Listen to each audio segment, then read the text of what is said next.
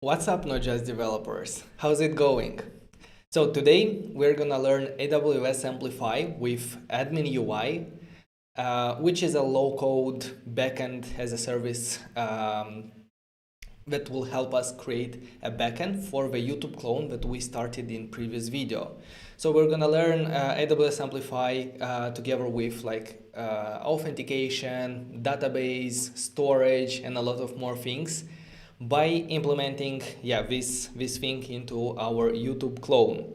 So let's have a look quickly what exactly we're gonna build and what is the plan for today, of course. Let me know in the live chat if you can hear me, where are you joining us from today, and let's get started. So okay. This video will be a bit different than other videos that we have done on this channel because we are gonna focus on creating and using Admin UI as much as possible and using as little code as possible. I know sometimes that's not very sexy for developers because you want to mess around with code with a CLI. However, if something is much easier to do in a couple of clicks, then I think we should give it a try and see the difference. So we're still gonna write a lot of code, so don't worry. Okay, so we're gonna start everything by setting up Admin UI, after which we are gonna implement the authentication model in order to give users the ability to create an account, to log in, to write the forget password, to reset the password, and so on. After which we're gonna create the database by using the data modeling page in Amplify, and there we're gonna create all the tables that we will need for our application, such as videos, comments, and so on. All the relationship between them. I will talk about that a little bit more in details when we get there, because a lot of things are happening behind the scenes, a lot of tables, a lot of, there is GraphQL there, which we might not even touch because everything is almost automatic. So following that, we're gonna implement Datastore in our app, and this will help us query videos, query comments, create videos, and so on, basically to communicate with our API. But the advantage of Datastore is that Datastore will cache everything on the device storage, and this way, using Datastore, you create an offline first application, and that means that your application will work even if it's offline, and it will serve the latest data that it has cached. You will also be able to, create posts, and they will be saved locally. And once you have a connection with a server, everything is going to be synced with your backend and with other users, other devices, and so on. Okay, and after that, we're going to get into the media storage to use it as a storage for our video files, and for that, Amplify uses AWS S3 storage. So we're gonna get there. Regarding front-end technologies, our application is using React Native with Expo, and we are writing everything in TypeScript. For the backend technologies, as I said, we're gonna use AWS Amplify with Admin UI, and behind the scenes, AWS Amplify uses a lot of services like Amazon Cognito, AppSync, Amazon S3. You don't have to know everything that happens behind the scenes, but it will help you understand better what's going on there, because as I said, a lot of things is going on there. Okay, so if you're new on this channel, welcome. I'm really happy that you're here. My name is Vadim. I'm a full stack developer for over 7 years now. At the moment, I'm a CTO at a small startup. I also worked at Amazon as a software developer engineer. And nowadays I'm finishing my thesis, so wish me luck. I have to submit it tomorrow. So everything is almost ready. I'm super excited to finish it and to be able to focus more energy on this channel to create more awesome content that you guys love and you're requesting. So a lot of things will change, and a lot of new content and projects we're gonna deploy and create here for YouTube for you guys. So if you enjoy what you're seeing, please consider subscribing to the channel, because I know 98% of you have not subscribed. So it literally takes you 1 second to hit the subscribe button and we can move on. All right, so thank you very much for our new channel members. This week we've got 2 new channel members who decided to support financially the channel. And yeah, thank you very much, Esteban and Chan. Hopefully I pronounced it correctly. And if you also want to support the channel, that would mean the world to me. And you can do that directly on YouTube. Yeah, guys, I see everyone there. Hello from India, hello from Botswana, Ghana, hello. Where else are you joining? So let's finish quickly the introduction, and then we will be able to have a chat in the live chat. All right, so prerequisites. What do we need to have in order to follow up? Because as you know, I always recommend you following up everything that we are doing here and not just watching this, because this is the best way to actually learn what we are doing here. So if you want to learn, make sure to follow along, do this yourself, and also don't stop where I stop.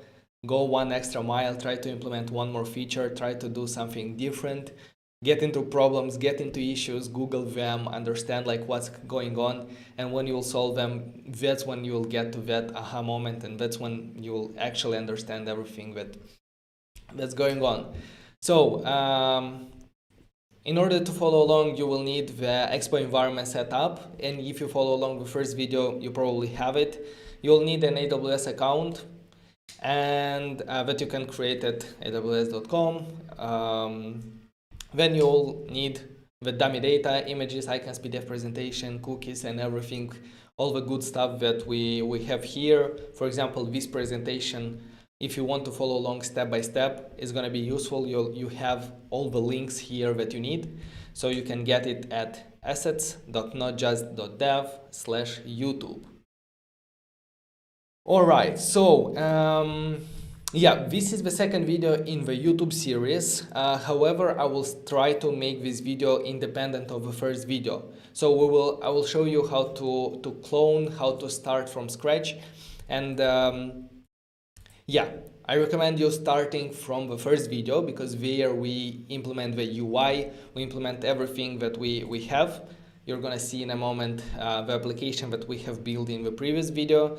It was really an amazing stream. I really had a lot of fun. And yeah, however, if you're interested only in the backend, that's also possible, and that's what we are gonna do today. We are gonna clone the project. Yeah, basically today I'm gonna start from scratch, and you can follow along starting from this point if you're lazy or if you didn't follow the first part. So yeah, let's do that first, just to make sure. Okay, let's open the project somewhere here.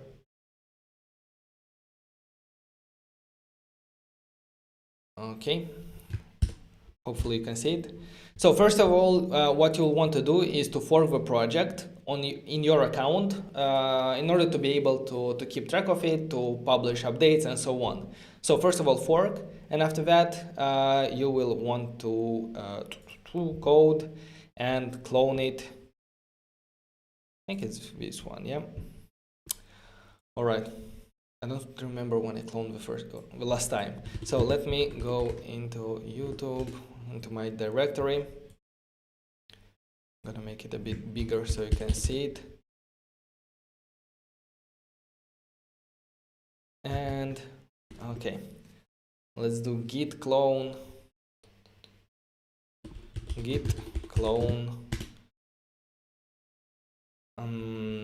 yeah, I already have the same directory with the same name, so YouTube backend. I'll call it mine. Okay, so let's go inside this YouTube backend folder that we just cloned, and here we want to switch to the UI branch, git checkout UI. I hope that you can see it. Yeah, we switched to the UI branch because this is the branch that I'm not gonna modify, because the main branch is gonna be modified in future. So yeah, you want to start from the same point that we do here. Branch UI, okay, git status, we are on the branch UI, everything is good. So in this case, I will open the code in my Visual Studio Code, and I will close my terminal because I don't need it anymore.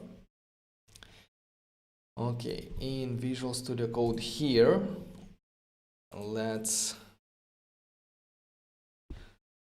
first of all install all the dependencies. I will open the terminal and run yarn install.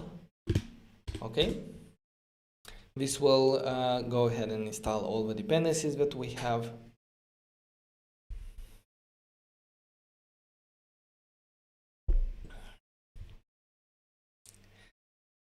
Hello from Ukraine, dude, next time use CLI. Okay. Hi Vadim, hello from Burkina Faso. Hi from Costa Rica, hello guys. Do you think you'll use Firebase in future projects?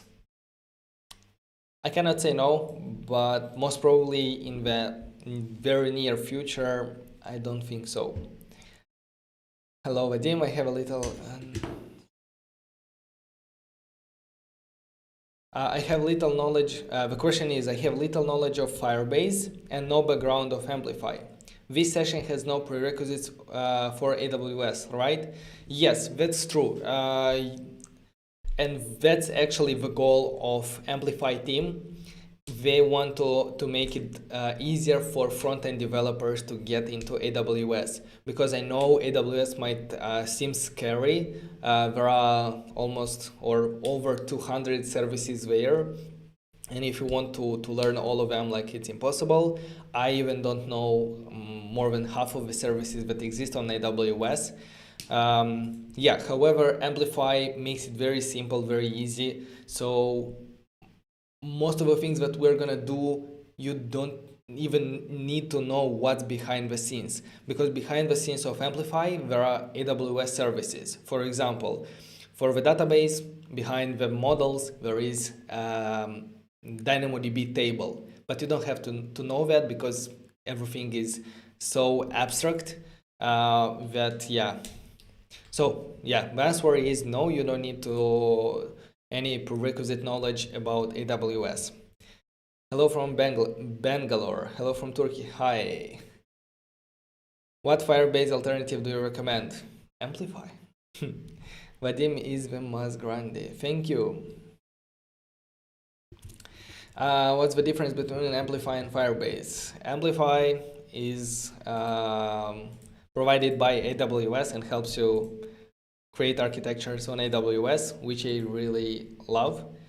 And Firebase is provided by Google. So, but they try to solve the same problems. They are low-code backend services. Okay, we installed the dependencies, right? Now let's just do yarn start. Because we are using Expo, yeah, the environment is very simple to set up. Everything should be working pretty fine out of the box, like without any environment setup and so on. So let's try to run the application. Here we have an Expo page. I need to enlarge everything. Okay, so here you can run the application both on Android, iOS, and also on web browser if you want. So it will work on any platform. I'll prefer to run it on iOS because it runs better on my machine. But if you're on Windows or Linux, you can run it on, the only option actually there is to run it on Android device or emulator. So it should work the same way as it does on iOS.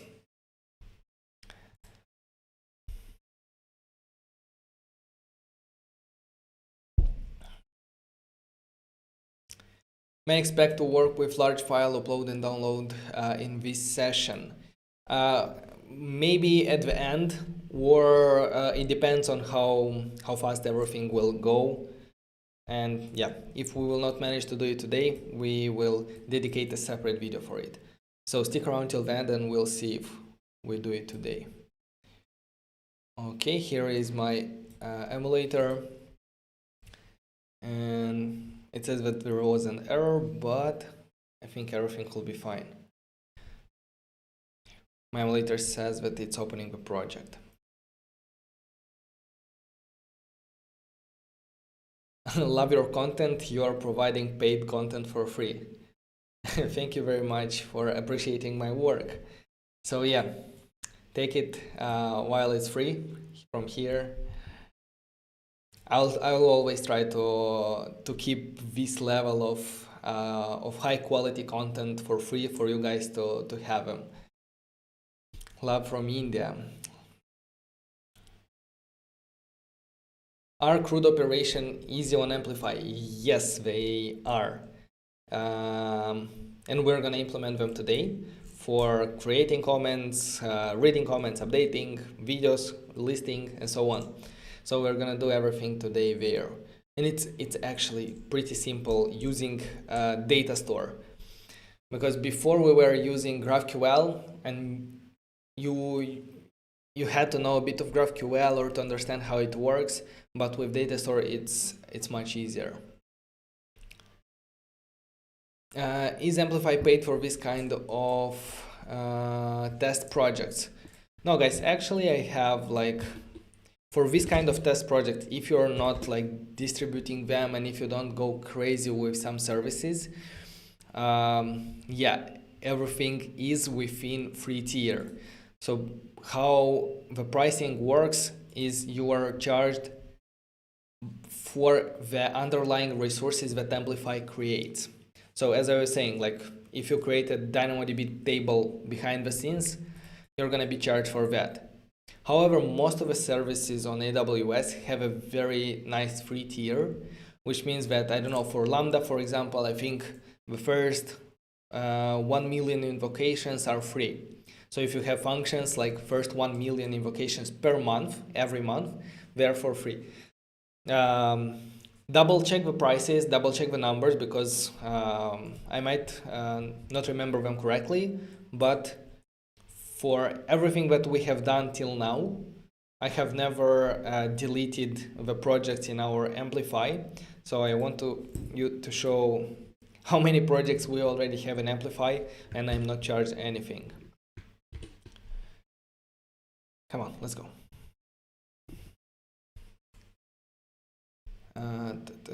Why you're unresponsive?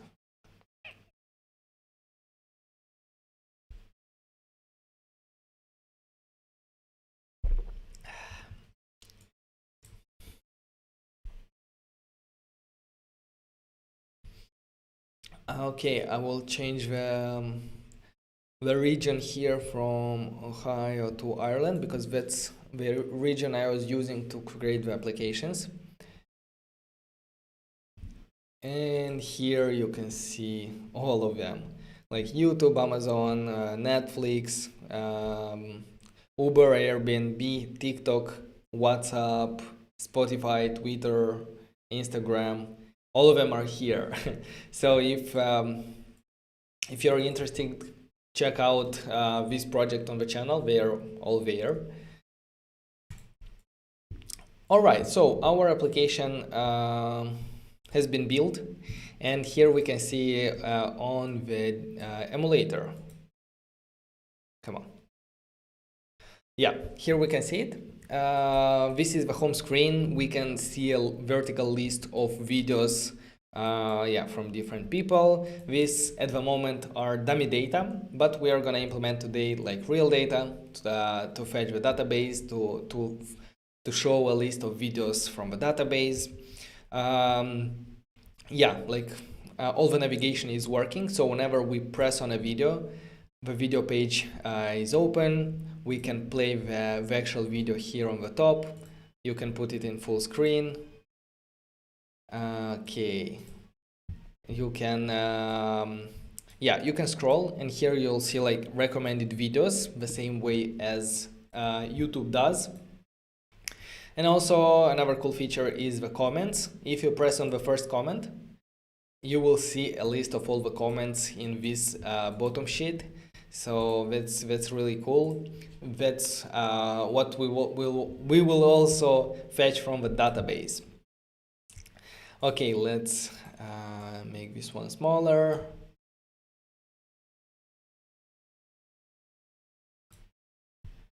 Okay, like this. And where it is. And yeah, I think the intro is done and we can get started and actually build things. Let's have a look if there are any interesting questions. Today, like, we will wait a lot of the time like for things to build, so I will have a lot of time to chat with you guys and to answer. Okay. Push notification in Amplify, please. Let's see. What about Flutter? Will you do videos about that? Flutter? I don't know. But maybe. I don't say no. I may do like a comparison of Flutter and React Native to develop two similar applications in both and see like the experience.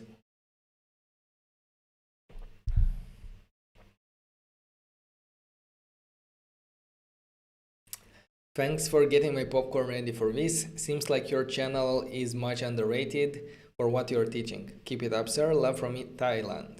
Thank you very much. I really appreciate your support. Hello from Nepal. Hello from India. Hello from India. Hi, guys. Why not version 2 of Uber Clone?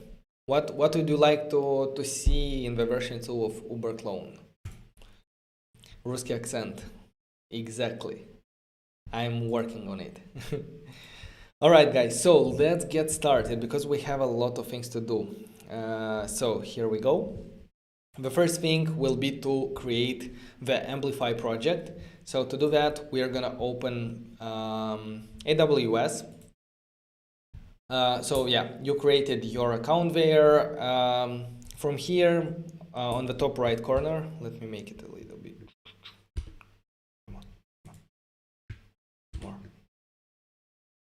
More because people will say, oh, can you please zoom like this, no. Yeah, so from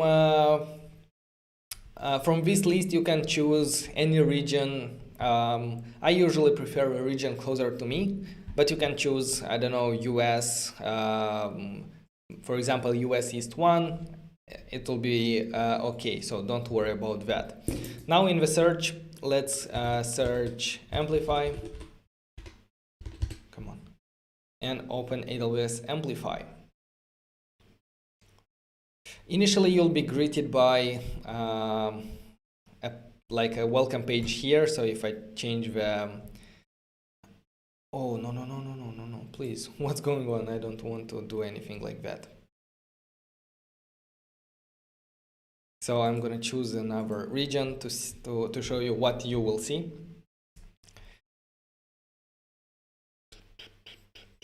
So yeah, this is the landing page that you'll see when you first open Amplify.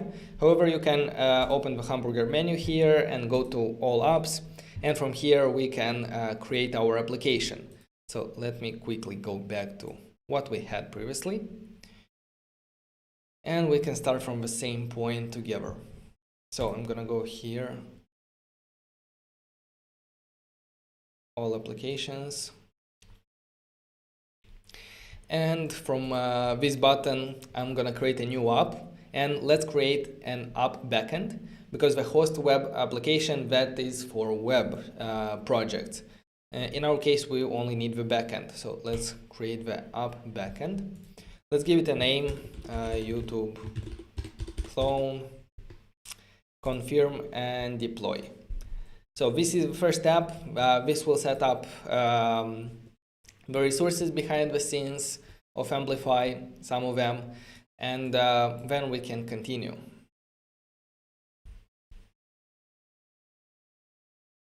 This should take around 2 minutes.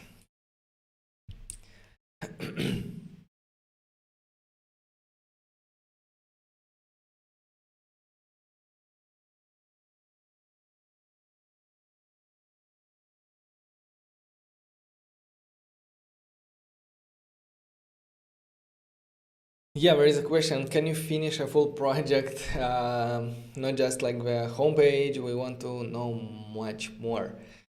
Yeah, I think that you understand like how big and how complicated are the projects like that we are building here. So like people are working for years, and teams of hundreds of developers are working to provide all the features that we are using nowadays in YouTube and so on. So I'm definitely not trying to replicate the whole applications that we are using. I'm only trying to teach you features, to teach you React Native, Amplify, how to create, how to get started with these technologies, by building these applications and by focusing only on the main features. And I try to always pick different features and spotlight how you can create different features. For example, in this video you will see how to work with videos. In Spotify you will see how to work with audio. In the Uber clone and Airbnb clone you'll see how to work with the maps, how to integrate everything. In WhatsApp you will see how to build a real-time application. So I'm focusing on this main feature. So I think that this way I can teach you a lot of things, but at the same time I can reach a lot of you. So hopefully that was clear.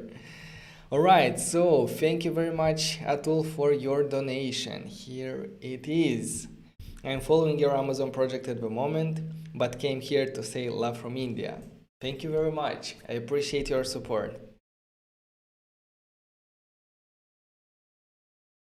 Do you have an affiliate link for Amplify? I'd love to help you out. No, I don't have an affiliate link, and I'm not paid to do anything that I'm doing in this video. So everything is my own opinion, my own experience. Okay, we created the Amplify console. Let's open the admin UI. So if we come here at the backend environments, we can click on the button Open Admin UI. This will open the admin UI, and the admin UI is a separate user interface from AWS, and is actually a separate domain name. Like, it's completely independent, and this allows this gives you the possibility to collaborate with people that do not have an AWS account. So basically you can add here content editors to help you manage some content, or to manage users and so on. We're gonna speak about that a bit later. So here we have like the home page of admin UI.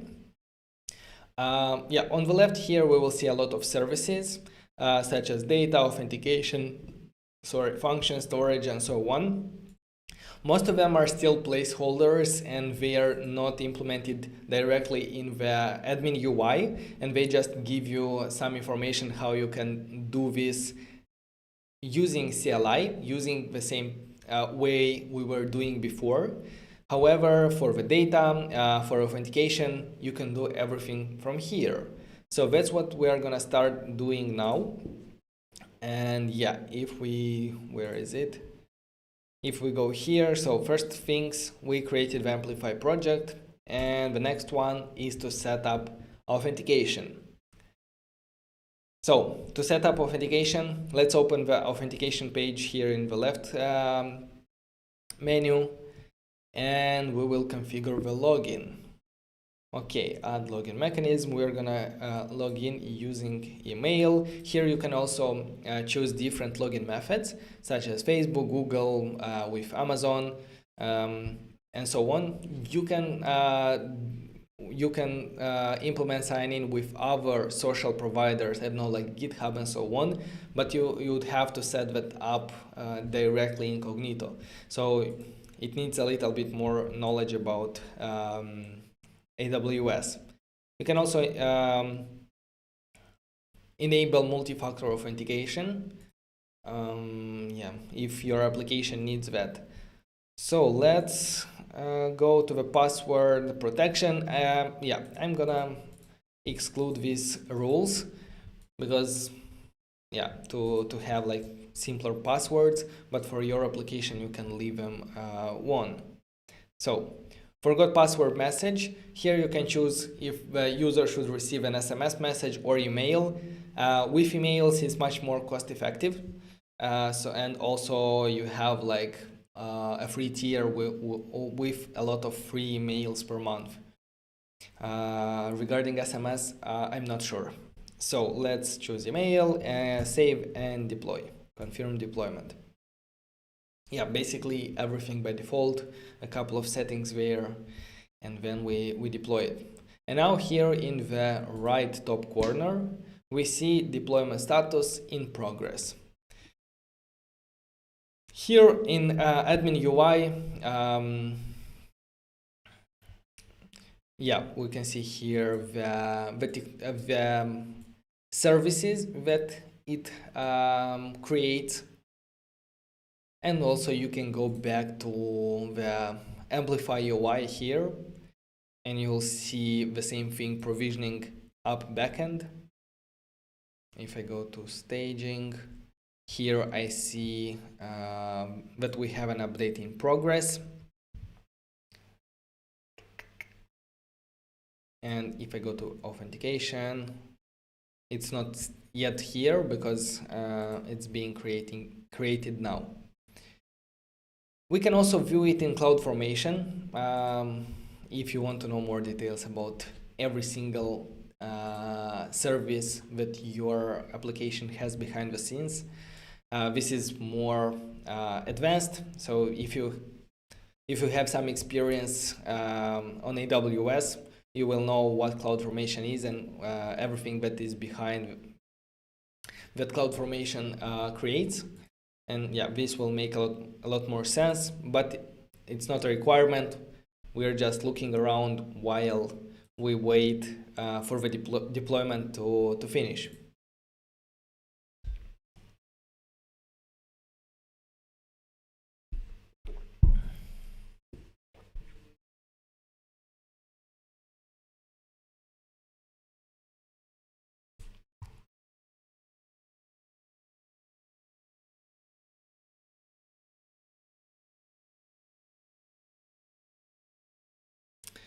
Okay, version 2 of Uber clone with e-wallet, user travel history, chat between driver and user. Okay, basically all of these features that you are listing here, we have done in different projects of on the channel. So for the payment integration, you can check the Amazon clone, the last episode. We integrated Stripe. For the chat between driver and user, you can have a look at the WhatsApp, and we have all the technologies there. So the only thing that you have to do is to adjust it for the needs of Uber, because behind the scenes everything is the same. So what's going on here?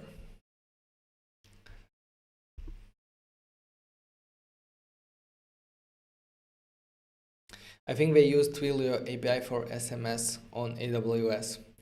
Maybe. I just know that I received a couple of emails recently regarding some changes regarding SMS, because there was some new laws in USA regarding who can send people SMS messages. So, all right, so here it is, deployment status successful. If I go back here, update completed. I don't know why when I open it in CloudFormation, it didn't show, but yeah, because the region has changed. I hate it when this happens. Ireland.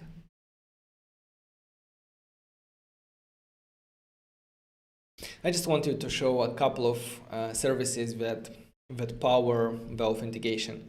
So YouTube clone, yeah, I think is this one.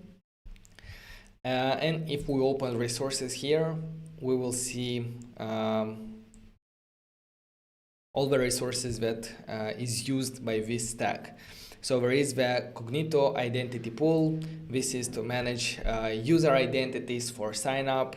Cognito, where there should be a user pool. This is to manage the actual user database that can sign in, sign up in your application. And yeah, if you scroll, you see how many services are here, and that's only for authentication. Like all the roles that set up the security and so on. Let's not bother about that right now, and let's continue with the next step. Yeah, regarding authentication, everything is ready on the backend side. The next step will be to implement it in our application. But before that, I want to set up the data and then switch to do everything regarding code. So data modeling. Let's model our database using admin UI. And we're gonna do that by going to setup data, here this page. And we can create models here. We were doing this before by writing everything manually in the schema.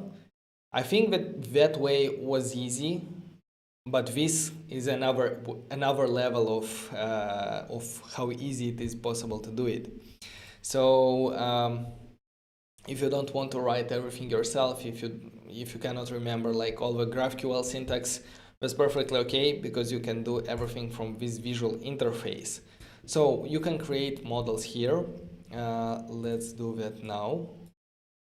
The first model will be, so let's think what models will we need. If I look into the assets data folder, we see that we have some information about video, and we will have information about comments. So initially we need two tables, two data sources. The first one is videos, which will contain all this information, and the second one is comments. So let's do that. Video. Okay. The name will be video. It will have an ID. Then it will have all the fields that we need. Created at will be created for us automatically, so we don't need to change anything. Let's declare the title, and let title, thumbnail, video, URL. Title, which will be string, thumbnail, string, video, URL. Okay. What next? Duration, which will be a number. User, we're gonna speak about that a bit later. So duration, views, duration. The duration is not a string, but an integer or a float. Let's say float. Seconds. I think it's, if we represent them in seconds, I think it can be integer, but let's keep it as float. Then, oh, my keyboard disconnected. That's fine. Views. This is gonna be integer. Okay, what else? tags, likes, and dislikes. Tags, this is a string. Likes is going to be an integer, and dislikes. Okay, I think we have everything. Yeah, regarding user, I'm gonna add a field called user ID, and this will be also string and will represent the unique identifier of the user. Hey, thank you very much, Pravin, for the donation. #1 fan. Ooh.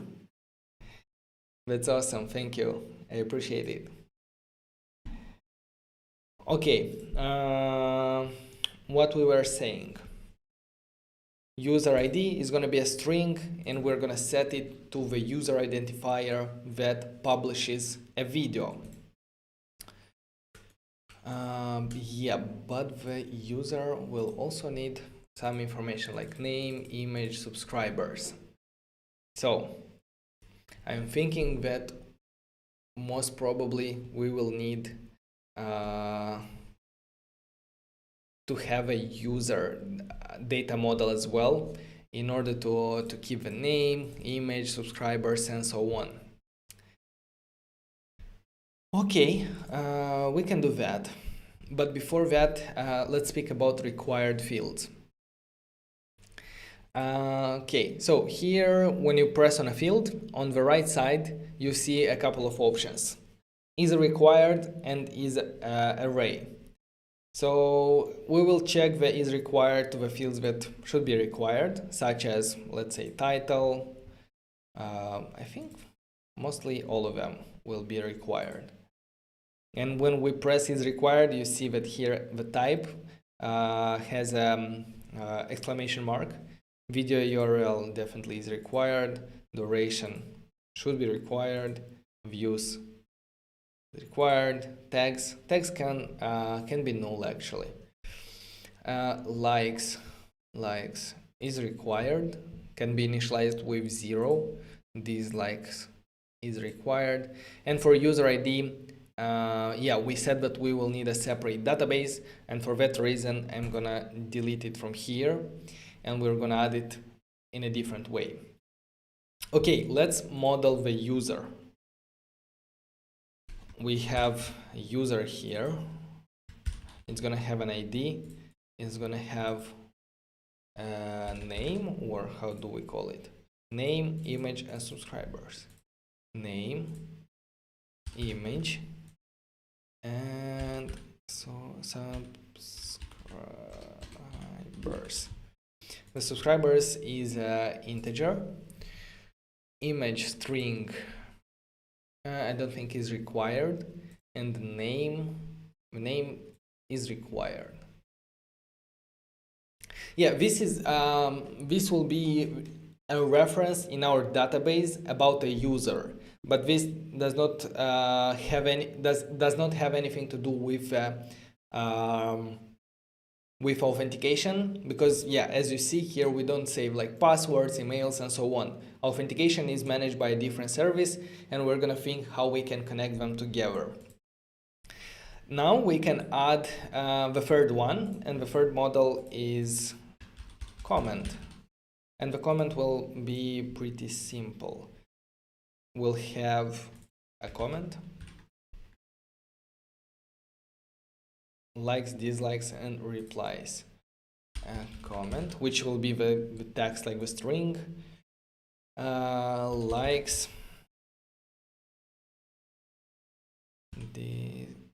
dislikes, and replies. So likes is an integer, dislikes int, replies int. Comment string, and the comment will be required. Likes as well. Yeah, let's make all of them required here. Okay, I think regarding data we have everything. Now we need to connect them together. So let's say that, let's start with connection for a video. Let's add relationship, and let's select a relationship with, first of all, a user, and we want one video to belong to one user. Basically, one user posts one video. We don't want the same video to belong to multiple users. We want it to belong only to one user. Okay, hopefully that makes sense. Then we need a relationship with a comment. Here it's different because one video can have multiple comments. So we will choose one-to-many comments. And here in visually in the visual diagram, I think it's pretty clear. Like we have one video and we have a lot of comments attached to that video. Let's save that. Let's do the same for the user. We can add relationship with a video, and one user can have multiple videos because he can upload a lot of videos. So in that case, we select one user to many video, save, and with a comment. I don't want to create a relationship between a user and a comment because I don't see any situation where we will want to show all the comments posted by the same user. There might be, but I don't want to get into that. Let's move to the comment database, and let's add the relationship to a user because one comment is posted by a user. So one comment to one user, that's good. Then to a video. So one comment is posted under one video. The same thing here. One-to-one. Yeah, I think that we have all the relationships. Let's hope that we have everything. One more thing that we can set up here. This is the API authorization mode. We have 3 authorization modes. The first one is API key, and this is the easiest solution to create the public APIs. And anyone that knows the API key can do requests to your API. Like users should not be authenticated, users, and this is pretty easy to implement. However, if you want to allow only authenticated users to access the content and to also oh my god, this word, to limit granularly user permissions, for example, the owner of a video, only the owner of a video should be able to update the video and to delete the video, and not and anyone else should be able only to read the video and just to read the video. So I'm gonna select Cognito user pools for our use case. Let's press change here. And let's click on one of the database, for example, comment, and let's add some authorization rules here. Okay. So let's say that the owner, what is an owner authorized to do? He can read, he can create comments, he can update and delete. Okay, and for any other user that is signed in but is not the owner of that comment, can only read and create new comments, and he cannot update comments and delete comments. Only the owner can do that. Let's do the same for the user.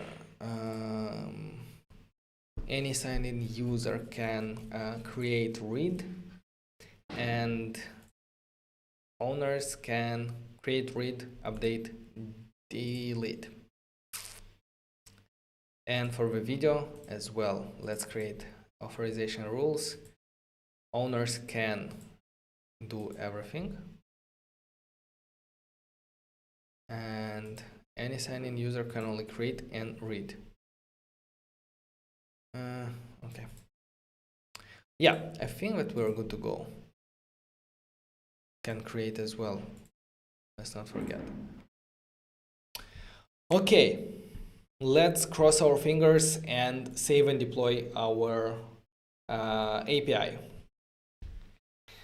Okay, this will take a couple of minutes. Let's wait. One user can upload multiple videos. Yeah, that's true. One user can upload multiple videos, but at that point in time, I think when you wrote the comment, we were speaking about the relationship between a video and a user. And in that situation, the video, you have three options. Like the video is owned by one user, the video is owned by a lot of users, and the third one is many to many. Like a lot of videos are owned by many videos are owned by many users. So in that situation is a one-to-one relationship, and in the other situation is one-to-many. Like a user can upload multiple videos. Yeah, that's true.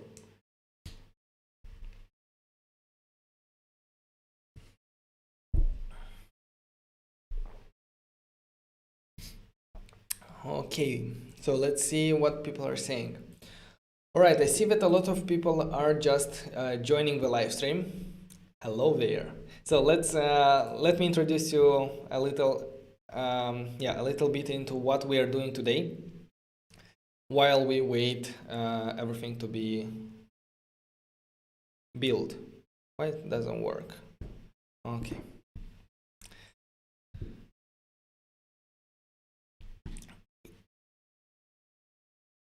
Yeah, today we are building the YouTube backend, and we are learning AWS Amplify and Admin UI. Yeah, by doing this YouTube backend. During this process, we will set up the Admin UI, which is the low-code backend as a service solution from AWS. We're gonna create the authentication to create users, to log in, sign up, and so on, manage all the users. Then we're gonna get into the data modeling. And using data modeling, we will create our database and our API and everything that will power our data in the application, so that we will be able to create videos, to create comments, to update videos, fetch comments, and so on, like all the CRUD operation for our data in the application, in our YouTube application that we have here. Okay, later on we are gonna implement all the CRUD operation using Datastore library. And using this Datastore library, yeah, we're gonna query videos, comments, we're gonna create comments, and so on. And the advantage of the Datastore library is that it offers offline caching, and using it, we are able to build offline first applications. So here in this diagram on the right, we see how Datastore API communicates with the storage engine and caches all the data locally on the user device. And behind the scenes, it will also sync the data with the backend.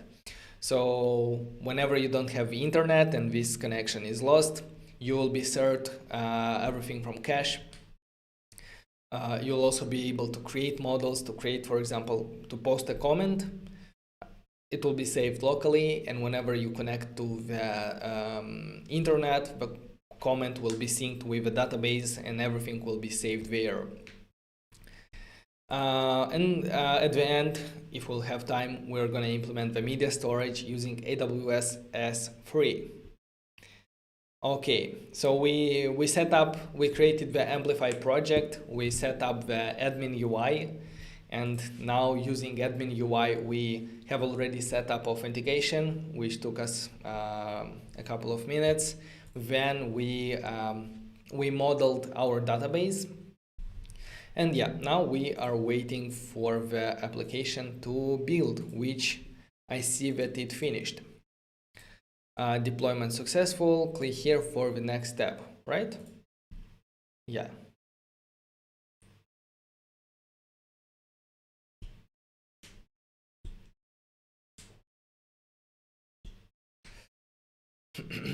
Okay.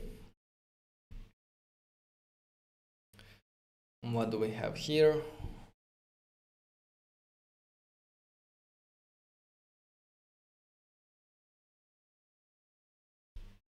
Yeah, I think we have everything that we need. All right, let's move to the next step. The next step will be to pull all the changes, to pull the backend application from Amplify in our project. So let's go here. If you don't have Amplify, if you're new and don't have Amplify CLI, here are the instructions how you can get the Amplify CLI and execute this command in your terminal, and then you will have Amplify CLI. However, we have it and we can copy the command here, which is amplify pull app ID and the ID of our application, which we also can see here in the URL. And the environment name is staging, which we can see here, staging. Okay, let's do this in our application here. Let's open the terminal. Let's open a new terminal. And I think that is to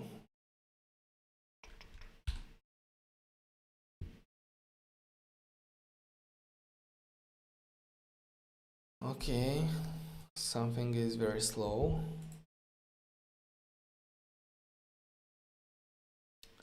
Yeah, let's try to paste the command amplify pull.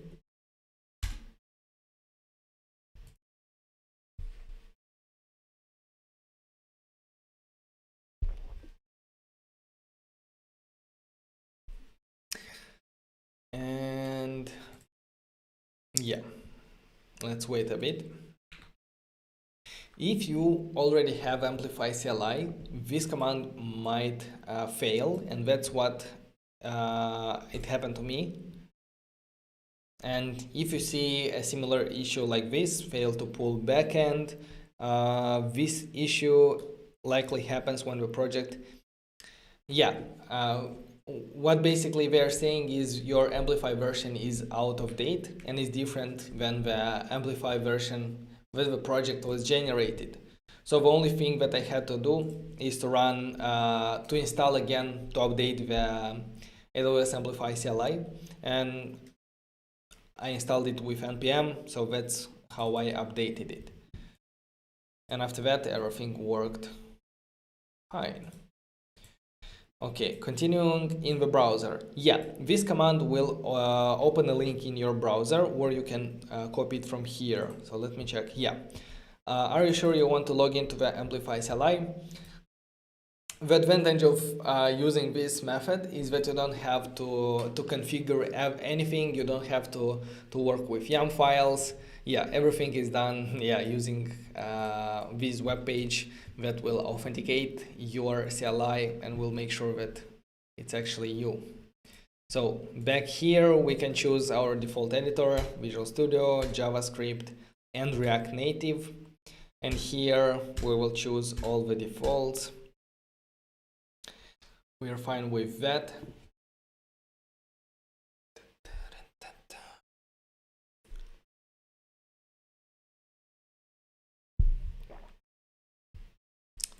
Okay, the question is, do you plan to modify this backend? At this moment, we plan only to modify the backend using admin UI, and for that reason, we're gonna say no, we don't want. However, in future, if something is not gonna be possible to do from admin UI, we will need to update this to a yes in order to do some changes here locally. So let's do no for now, and everything is ready. Okay, let's have a look at what this generated. This generated a source directory, and here is the most important file, which is called AWS exports. And what this file is like a configuration file that will link your project with your backend on AWS. So yeah, just I want to show you, for example, this AWS user pool represents the ID of the specific, if I write here cognito, this is the service behind the authentication. And if I do manage user pools,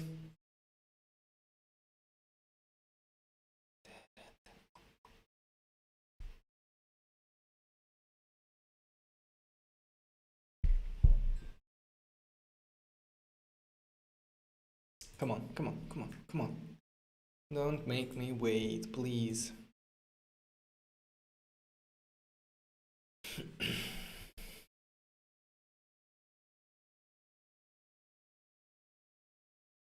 Yeah, here we have a lot of things. Let me try to do a YouTube clone, this one. And if we look at this ID, it is the same ID that we saw in our AWS exports. So that's how they make the connection between the services. All right, so we have this one here. Also our models, this we're gonna use this folder when we are gonna implement Datastore, but more on that later. Now our goal is to connect, to configure Amplify in our project. So yeah, we have pulled all the changes. And now, in order to configure, you need to write this code in our app.tsx. So in app.tsx, let's first of all we need to install the dependencies. And the dependencies we can take from AWS Amplify docs. Forgot about the dependencies. Okay, where it is. Let's go to the Amplify libraries here.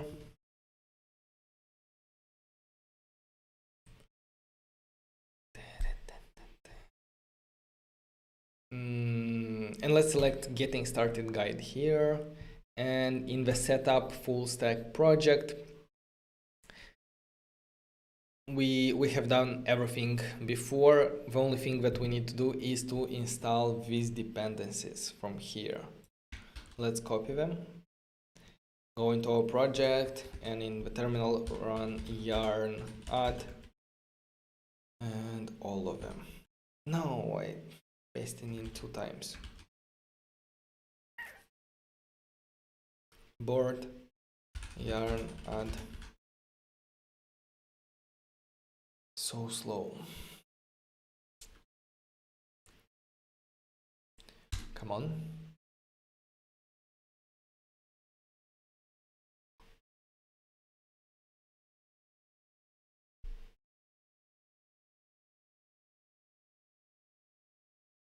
By the way, how can you hear me? Because I moved my microphone on the desk, and I'm a bit farther from it than before. Hopefully you can still hear me good. I finished my first coffee.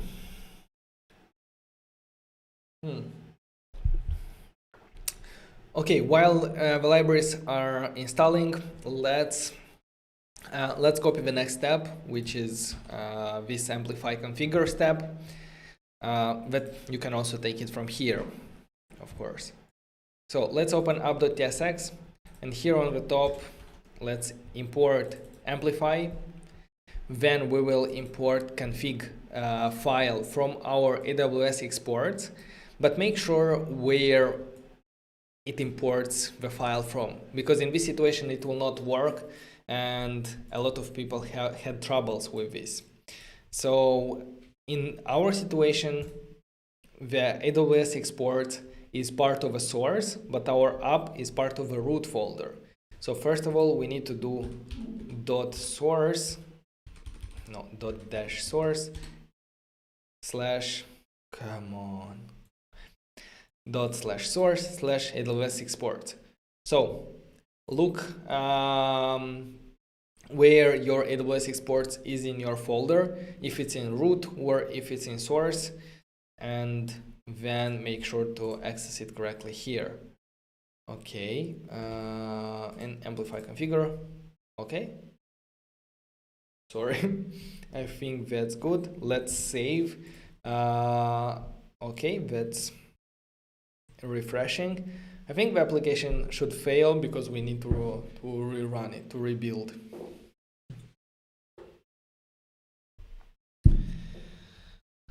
Let's do that now because it will not work.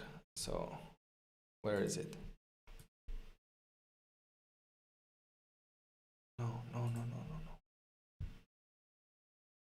What's going on here? First one, this one. Yeah, I'm gonna stop the server. And I'm gonna restart it. And here.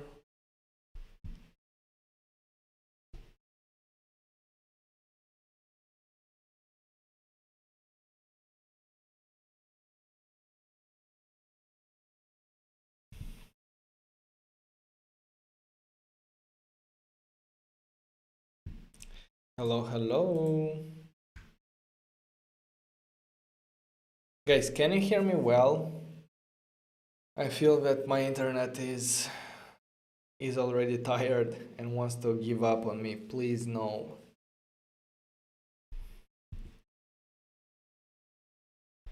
Can you confirm if you can see me, hear me?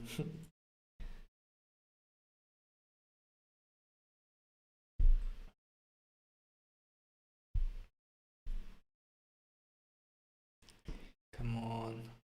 Yeah, I think that now YouTube is saying connection is excellent. So I expect that it works. Yes.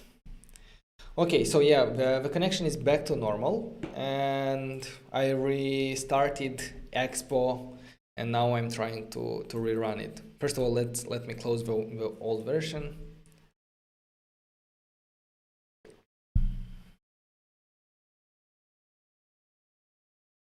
Okay, it's running. Why are you running?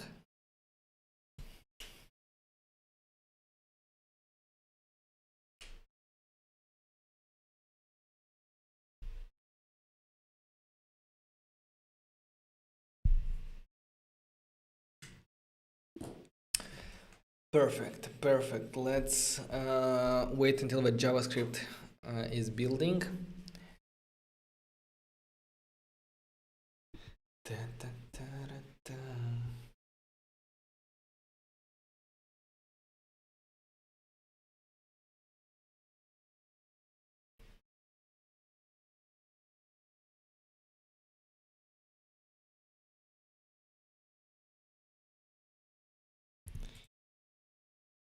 Okay,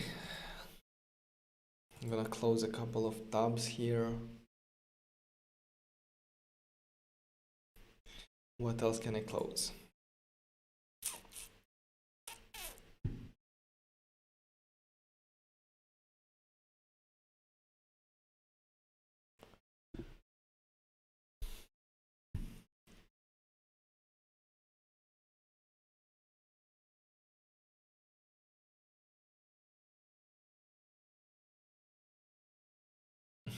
Maybe your computer is part of a botnet, that's why it's slow.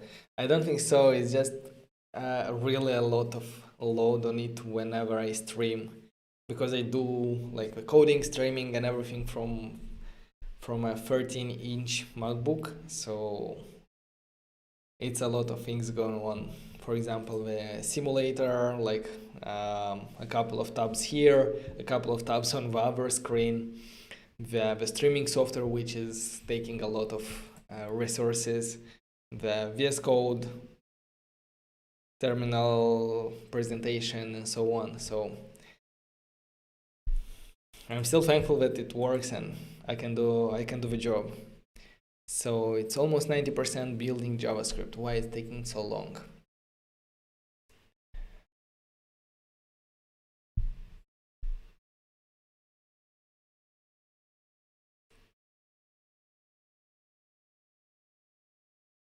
The data authorization is much better than Firestore rules in Firebase. Very intuitive and click-away types. Yeah, and you can also do the same thing from the CLI and from your project. That's how we were doing previously in other projects. If you prefer doing things, typing things over clicking,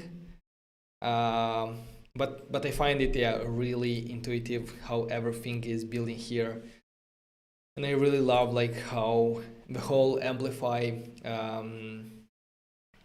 environment is building.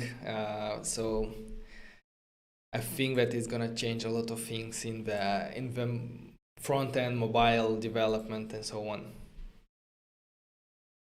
Now finally front-end developers can use AWS and build on it without learning like 200 services and so on.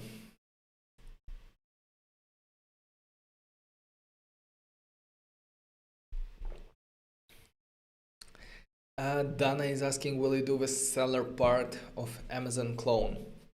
I didn't plan that, seller part of Amazon clone. I didn't plan that, yeah, but we might do it in future if a lot of people will ask for it. Okay, so the application has finally built. Okay, everything is working as before, so nothing changed. That's good. That's what we want. Now let's implement the authentication, and then we're gonna see how it works. So I'm gonna import a helper component, like higher order component called with Authenticator, and it's gonna come from AWS Amplify React Native. Okay, using this higher order component, we're gonna wrap it around our application function. So instead of exporting the default function here, we're gonna export it down below. Export default app. Default. And we're gonna wrap this application in the with Authenticator higher order component. So just by doing that, let's hope that everything works. Go back to Expo Home. What you don't like? Amplify React Native. But we should have it. We should have it. Package JSON. Amplify React Native. Come on, we have it. Why are you crying? Could not find declaration file. Let's try to rerun it. This is a TypeScript error, so it should not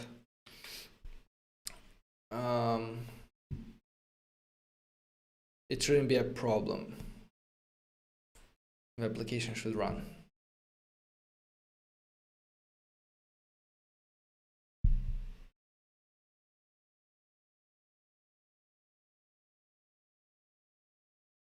Okay, let's try again.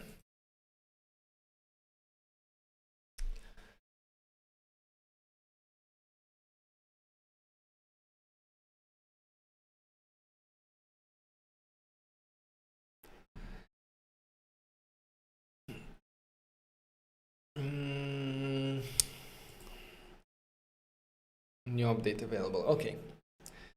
What are the technologies? The question is, what are the technologies used for creating swipeable videos like TikTok application in Android Studio? But, we have the TikTok clone on our channel, but it's done in React Native. So I don't like Android Studio, and I coded in Android Studio for university some time ago. But yeah, it's quite complicated there. A lot of things to to do. So I really prefer React Native. And if you also want to learn something new, you can check TikTok clone on my channel with swipeable videos similar like TikTok. So guys, by importing two lines of code like with authenticator and wrapping our application in this function, we have authentication flows in our application that works out of the box. So here we see the login screen. We don't have yet an account, so let's press on the sign up and let's register. So for the username, I will put in my email.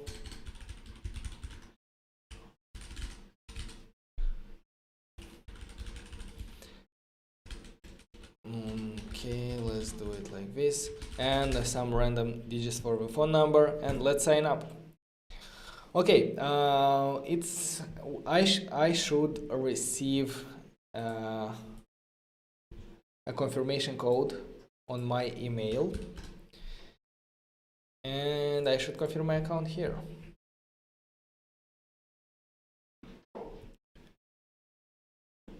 Okay, let's see. Hey Dana, thank you very much for the donation. Oh my god, that's so awesome. That's a nice sticker.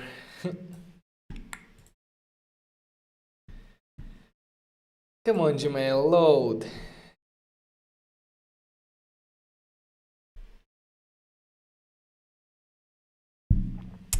Okay, yeah, it load. And yeah, here you will receive such an email with your passcode. So confirm code, let's confirm. And we are back to the sign in page. So let's try to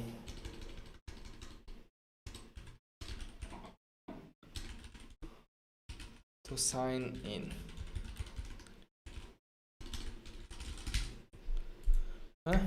And we are in the application. So yeah, we saw all the steps of the authentication flow. Everything is done there. Also, you can press like forgot password, and then you will go through the same steps like receiving an email code, confirming it, then changing your password. Yeah, guys, like it's insane like how easy it is to integrate this authentication. And also, if you want to adjust it, if you want some different styles, that's also possible. It's very flexible. It comes with this pre-built form. However, you can build your own form and just call some methods that you can import from the Auth provider here. So you import the Auth, and then you can do, I don't know, on button press, you will be able to do auth.sign in, and here you'll give email and so on. So that's also possible. If you're interested, in future I might do a tutorial on how to set up these custom authentication screens. So if you are interested, let me know down below in the comments. But for the sake of this tutorial, that's more than enough, and we can move on. The only thing that I might show you how to do, because this can be a bit confusing, is how to log out. Because once we are logged in, if I refresh the application, it will remember my token, and I'll be logged in. So let's implement the sign out functionality real quick. We can attach it to some buttons. I don't know where to put it. Okay, I can put it somewhere in the tab 2 screen just to have it there, like no styles, nothing. You can adjust it. I only want to show you how to implement the functionalities. So let's open screens and tab 2 screen here. we have title. I'm gonna copy the title. I'm gonna paste it here somewhere on the bottom, and I'm gonna call it sign out. Then, in order to make it into a button, I'm gonna wrap it around a pressable component. This will allow me to register on press event, and on press I'm gonna call a function called on logout, or on sign out. I'm gonna define this function here, and we're gonna implement it in a moment. Const sign out is a function, and let's make sure that we import pressable from React Native. React Native here, save. Yeah, everything looks good. Yeah, it looks good. Now we need to implement the logic here in the sign out method. So as I said, let's import the authentication model from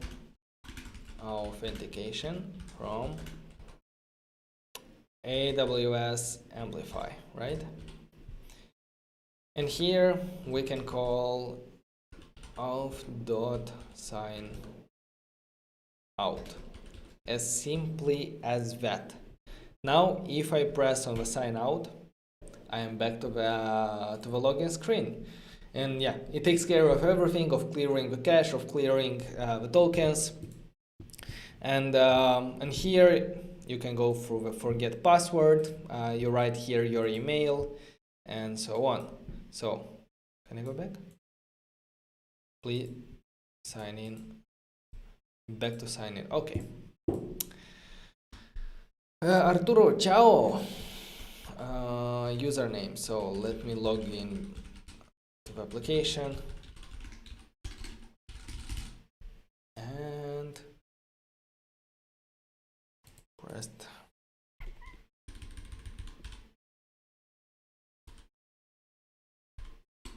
like this. Yes.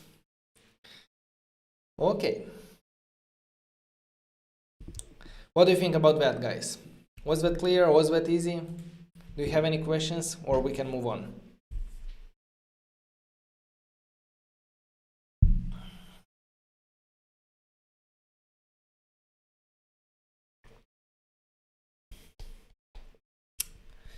And what can we see in our Amplify admin UI? If we go to user management, we can see that we have a user in our application. We can see like when he was registered, if he is confirmed. If we open it, we can see a lot of more things, like it doesn't have MFA, some history here, actions. You can reset the password yourself for users. You can delete an account if you need to do that. Okay. Don't forget your coffee. Okay, but I don't have it anymore. I think it's enough coffee for today. Can you override the designs layout of the AWS authentication screens? Yes, of course. Yeah, that's what I discussed about. You can do them on your own, like custom screens, and you will basically do the same thing as we do here, like a custom sign out button. You will import authentication from AWS Amplify, and in your custom screen that will have, I don't know, email field, a password field, you'll be able to do authentication dot sign in, and here you'll be able to give a username which is a string, for example Savin Vadim, and a password. Of course you'll take these values from state, not hard coded, but basically that's the logic behind it. we will do a separate video for that, definitely. Thank you for your info.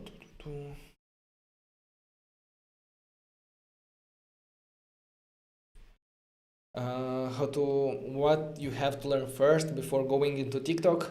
I would recommend you to learn JavaScript. That's the first step. JavaScript and also some modern features of JavaScript, starting from probably ES6, such as destructuring and so on. And after that, you can get into the Tesla clone that we have on my channel. This is very beginner friendly project where we implement the Tesla application, and that's very similar to TikTok, but which much less like complexity and stuff there. So start from Tesla and then move to the TikTok clone, and I think it's gonna be easy for you.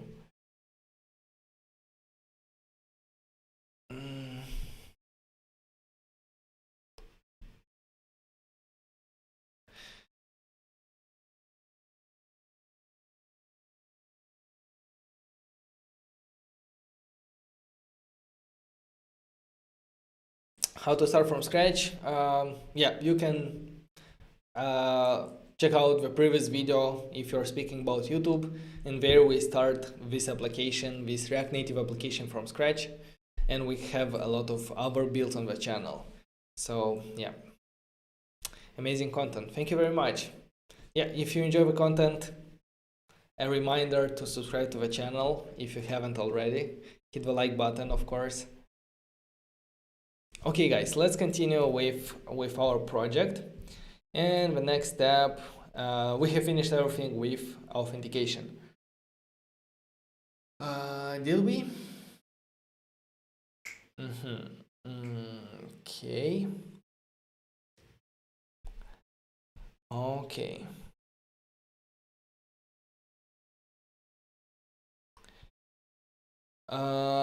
All right. Okay. All right. All right. The next step will be to integrate Datastore to fetch the video comments, to add comments, and so on.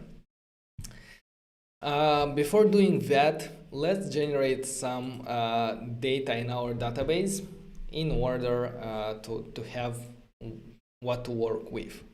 So first of all, let's go to the content. In admin UI, the first tab is content, and here we can select a table. So I'm gonna start with a video, I think.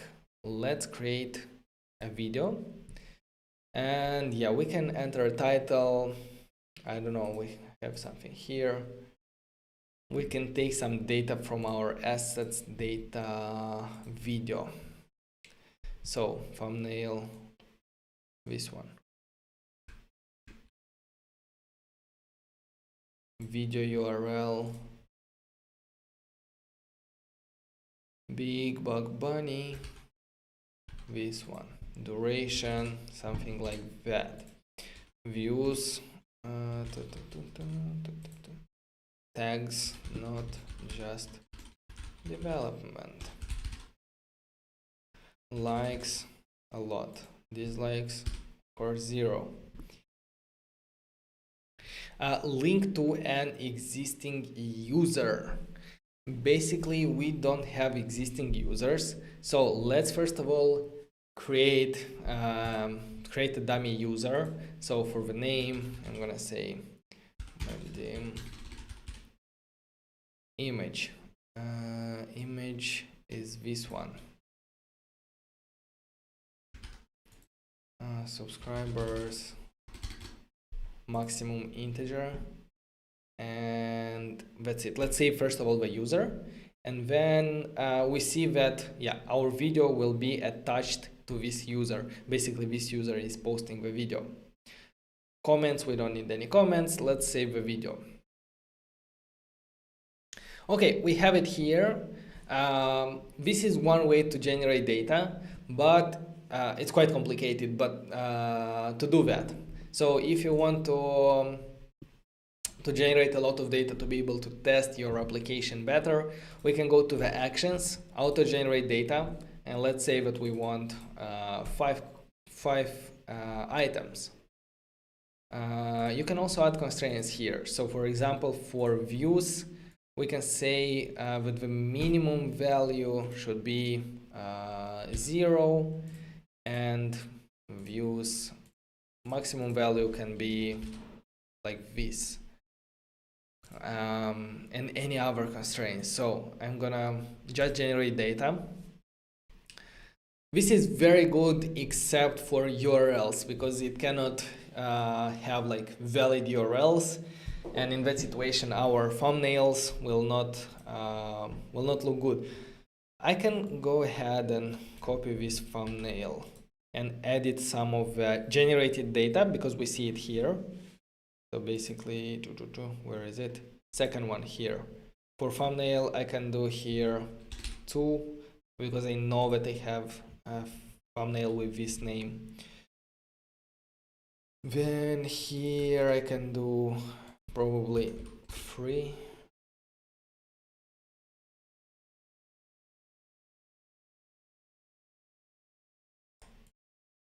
I hope that I have them like this.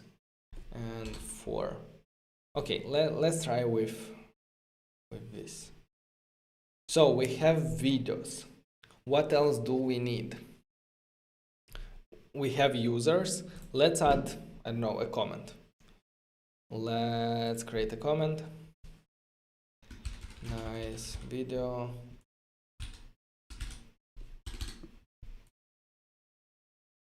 Let's link it to an existing user, and I'm gonna select the same user. So basically commenting on my videos, that's something okay for me. And we should link to a video. Let's link it to the first one, live coding. Okay, save comment.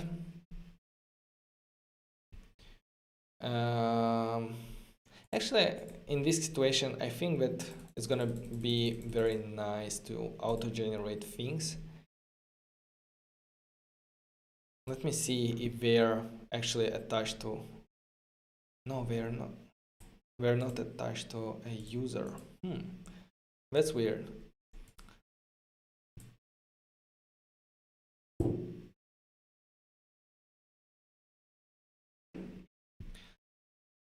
Yeah, probably they will not show up because they are not the ones that are not attached to a video. But okay, all right. So we have some comments, we have some videos. Yeah, I think we can go into our project and try to fetch these videos. Okay. So where will we fetch videos? We will do that in our home screen, right? Because here at the moment we import videos from our assets dummy data, and we give it to the flat list. But now we need to fetch this data from the database, save it locally into a state variable, and then send it to our flat list. Okay, so there are a couple of things happening here. First of all is the state.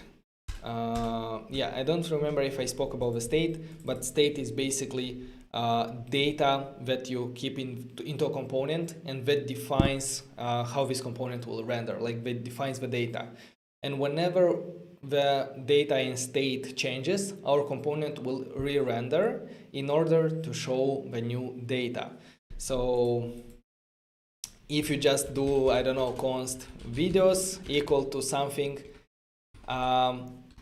this is not part of a state, and whenever we will change the videos, we will add more videos, React doesn't know that there was a change and cannot re-render our application.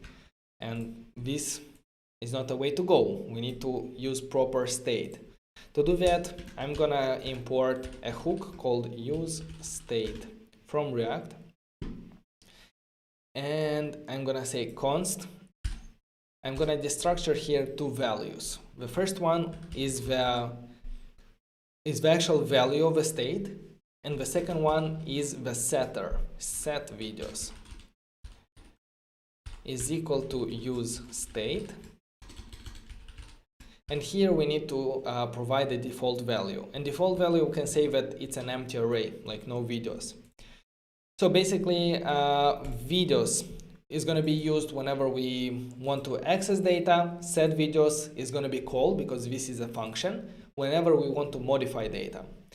Everything else regarding re-rendering is handled by React. So now I can remove the old videos from here that we import from dummy data. I see that, yeah, we send these videos to the flat list and the application works. However, it doesn't display any video because we have an empty array here. Perfect.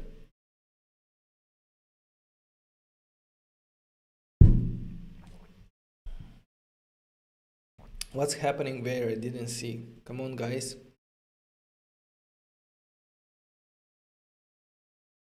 Who should I mute, guys?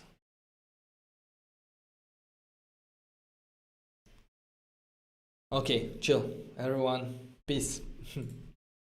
Okay, so we have a state.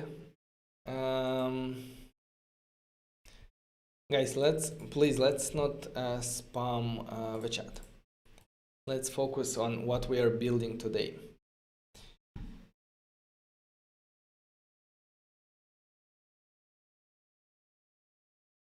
Okay.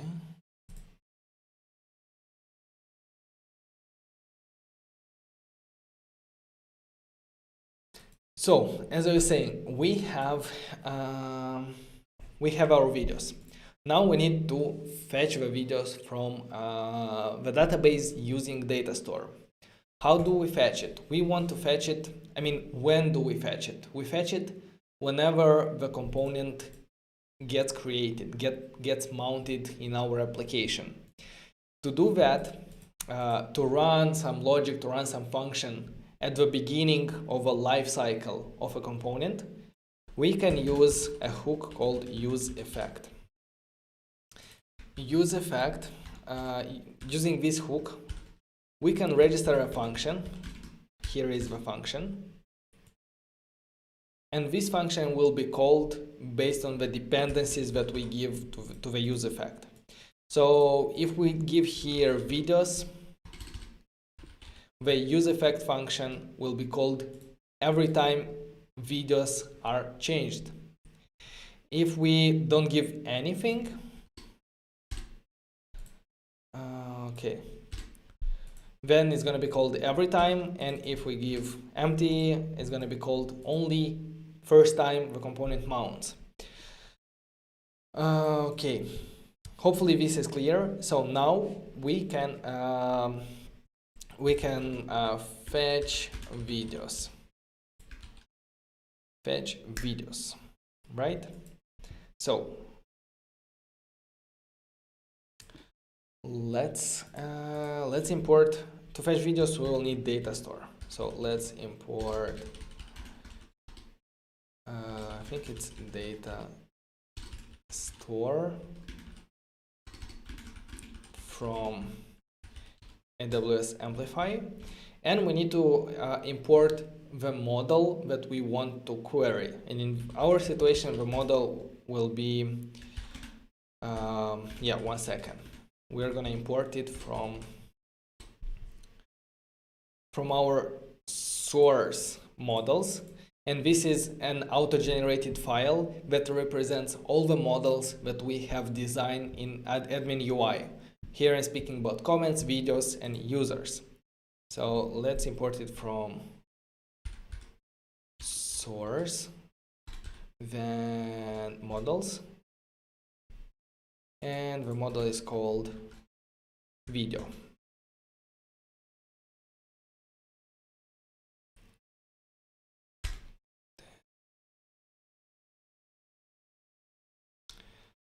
Okay, let me double check the Datastore. Where are you, Datastore?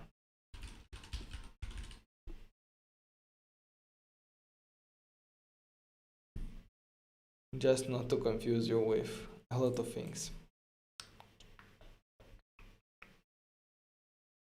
Yeah, let's get started again and we'll figure it out. So const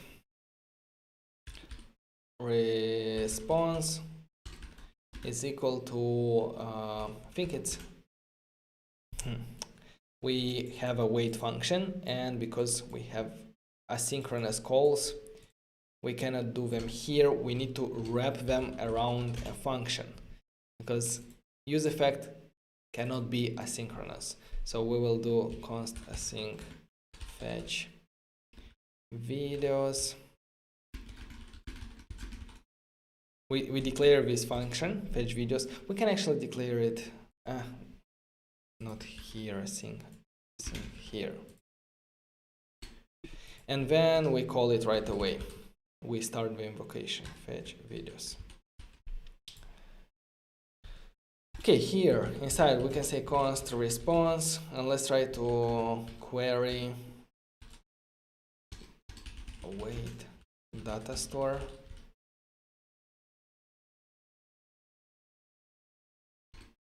Datastore, no, it's data store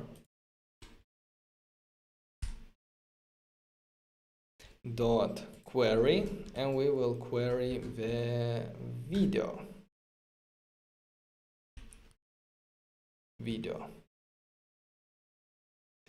And let's console log the response to have a look what we get back. Response. And here, if we press on the device that we are running, we should see some data. Yes, we see all the videos that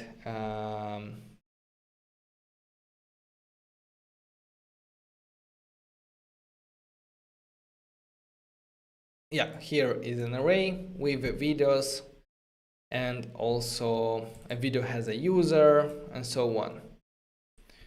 Perfect. That means that we can set this response inside our state. So we're gonna do set videos to the response, because the response represents a list of video from the database. Say response.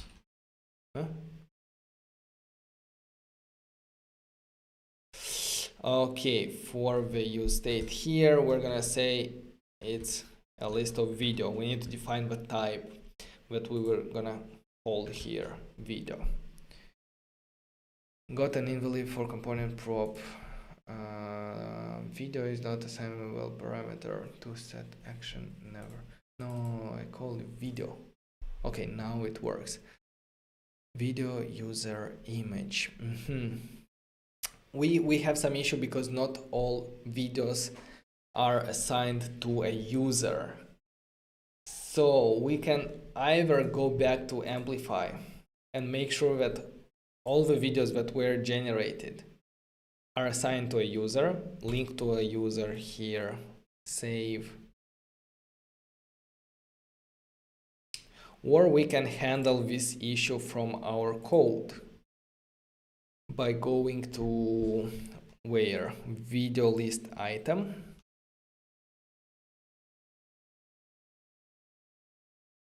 and where we call video.user video user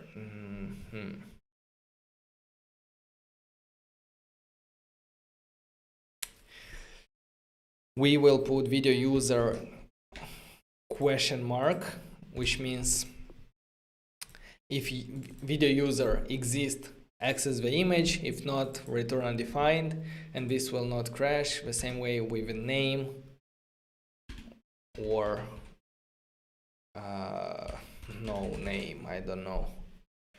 Where else?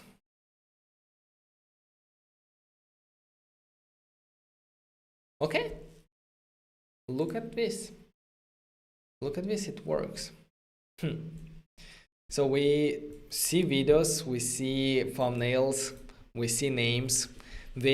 Most of them are auto-generated, and we see that where it is written no name, that basically means that there is no user attached. However, for where live coding here, you know what? This is also saying no name, but I know that our live coding has a user. So what's going on there? Let's to where?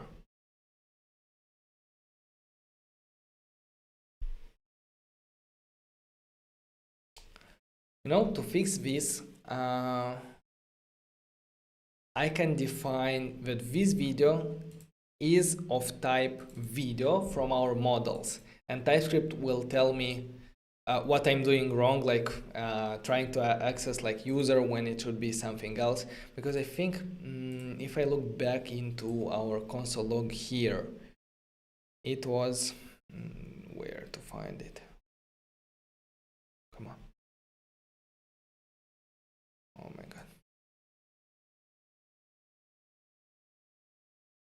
A lot of red errors, but I'm gonna find it. Oh, here.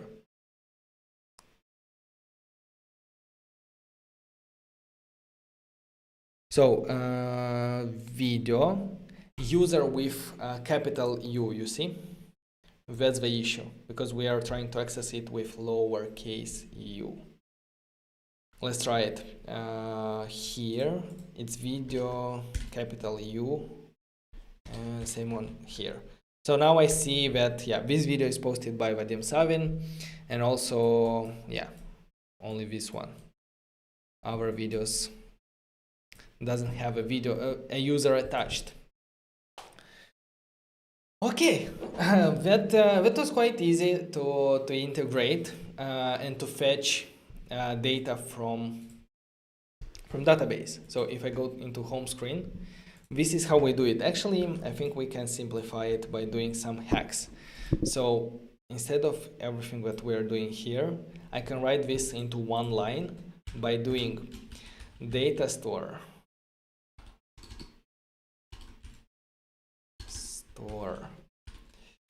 dot query. We're gonna query video, and because this is a promise, I can do dot then, and here I need to provide a function that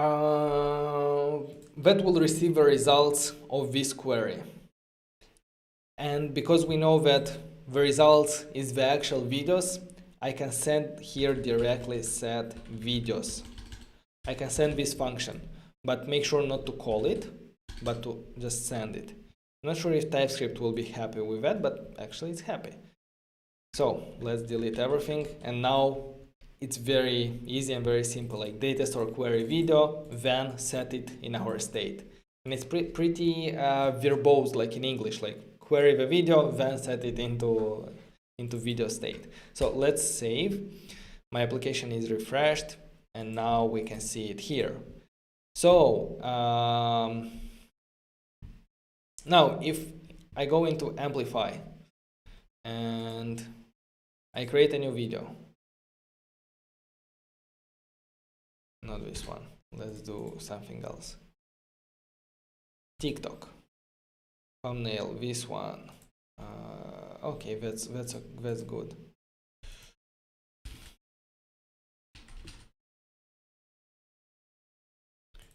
Link to a user, save.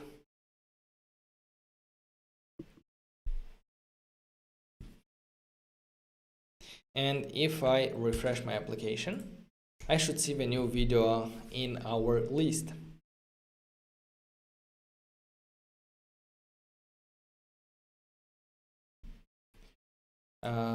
This one is Instagram, this one is some random, and where is mine?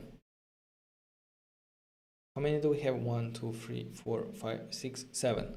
Let's see 7. 1, 2, 3, 4, 5, 6. Where is the 7th?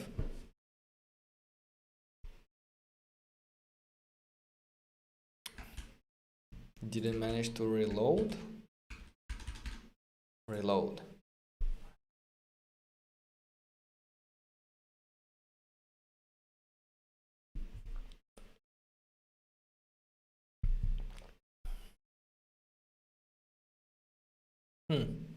TikTok, now it's available. We see it here.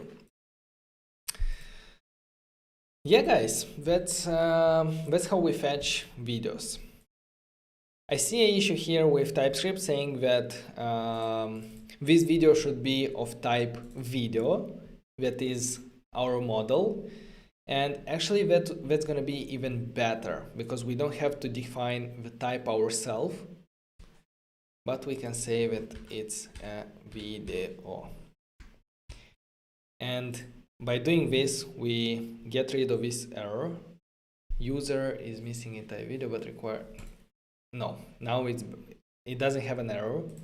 And using TypeScript, we would have seen the issue right away because video.user there is no such a field. So if I wait, it should show me with red arrow. Come on, it should. Sooner or later it should.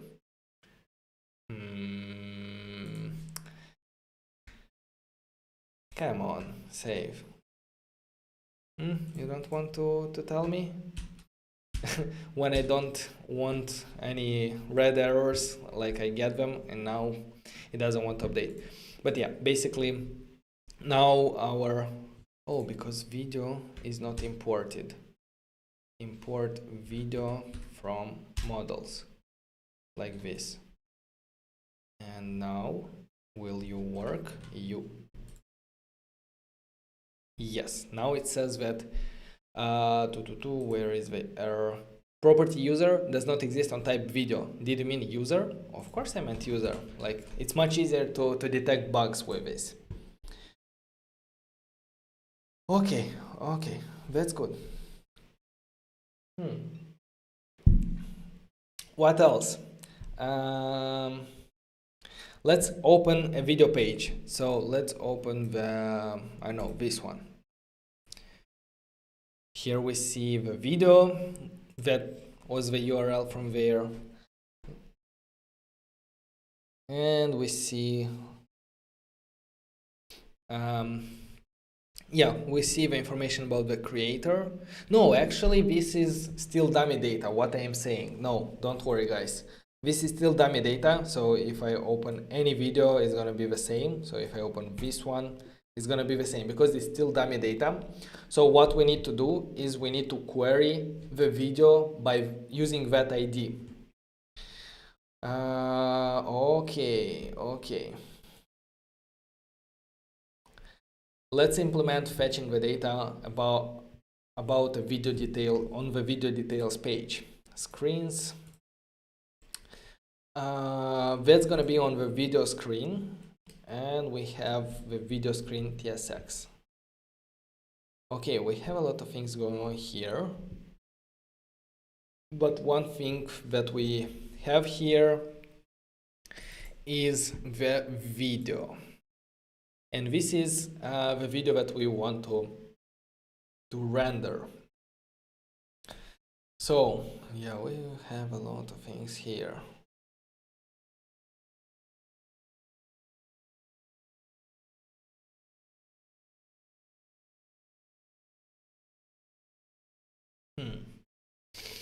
Okay, so let's take it step by step. And first of all, switch from video imported from dummy data to a video from state. Use state. This is the first step. I'm gonna do it here. Const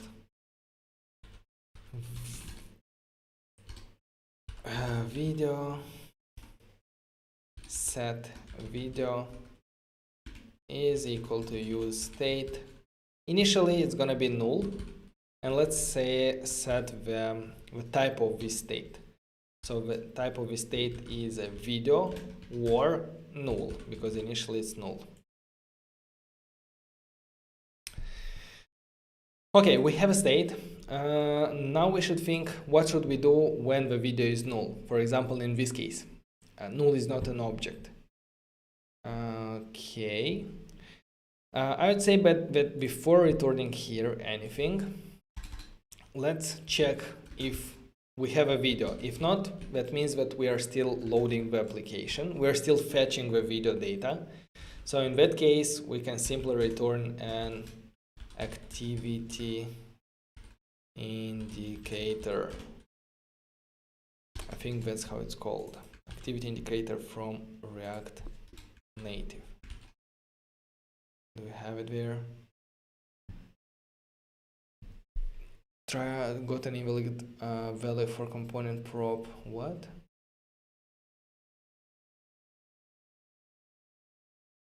We forgot to import the video here, so let's try to import it from, come on.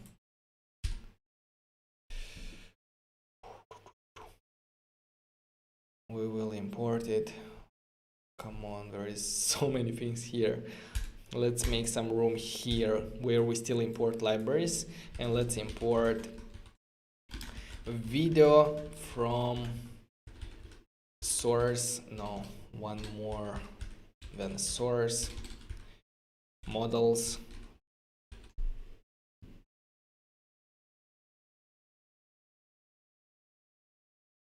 Said okay.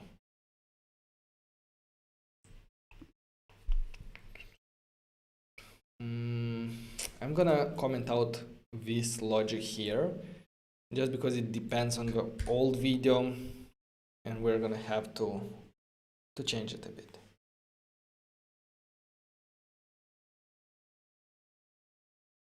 Okay, if video is equal to null, or if then show activity indicator. And let's open the video. Okay, we see the loading indicator here on top, and these are a list of recommended videos. So these are the things below the data about the video. So that's good. Whenever we don't have a video, we're gonna show this activity indicator because our video is still loading, like the data about video. And now let's actually implement the fetching logic. So use effect.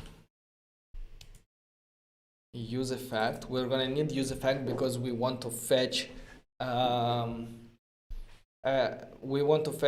video whenever we mount this screen. And also we will need to know a video ID. We need to know what video are we looking at. Is it the first video? Is it the second one? Is it Graham's video?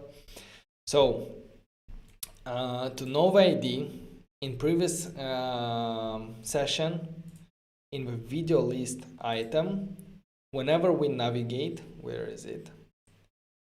Whenever we navigate, come on, stop it, please. Here. We navigate to the video screen, and we will also send an ID here. And because we send the ID whenever we come to this screen, we can receive on our end the ID and query from the database a video with that ID. To do that, we need a new hook, to import a hook called use route. This hook will give us access to the route information, and from route information we can get the parameters that were sent, like current route name and so on. So from its React navigation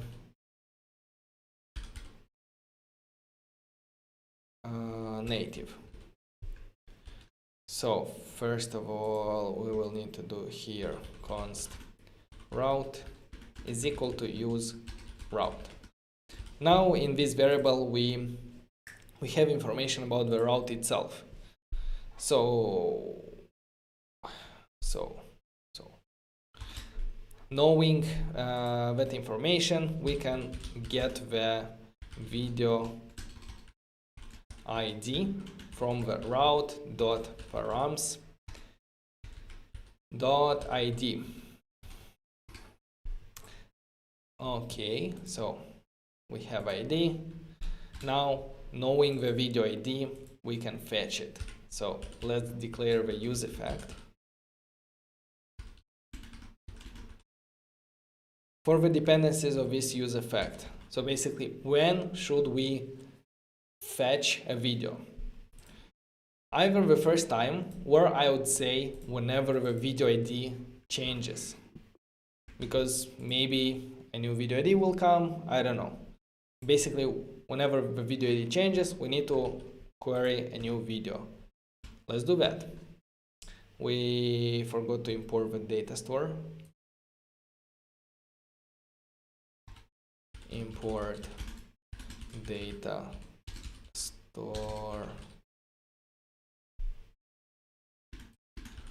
from AWS Amplify, and let's do Datastore.query.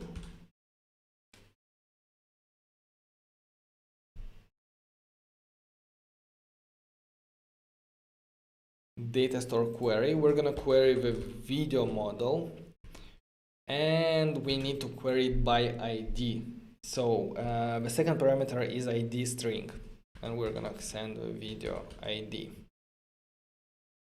And then when we receive data from Datastore, we're gonna set it in state. Set video.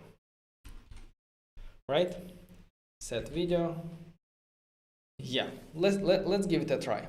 Not sure if it will work, but I open it here. And find is not an object evaluating video username. That's true, and that's good, because we know that our execution passed this if statement, because it went here. So I would say video, it's user, and user can be null, video username. User does not exist. Did you mean? Yes, it's user. All right. Where else do we access the user information? Here. Video user dot image. No. Video user name.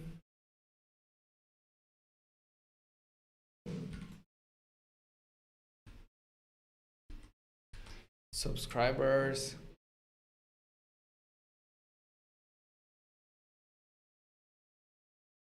save. Let's have a look.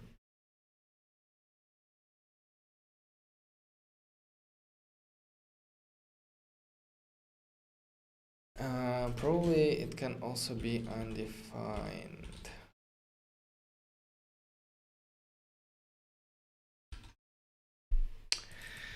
And I'm gonna okay, I'm gonna switch from a null to undefined, and here I'm gonna just check if video is a falsy value, so if it's null, undefined, or any other value. So if I open, undefined is not an object, no, that's an old issue. Can find variable view string. Yeah, that's true, because the view string here, the view string here depends on the video itself.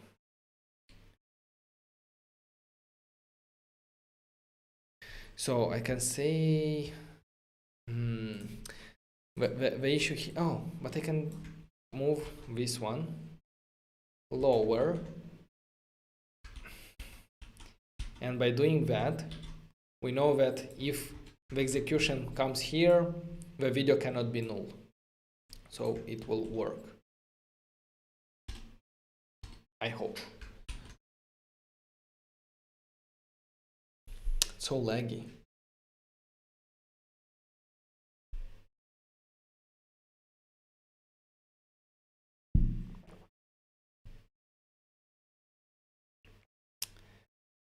Come on.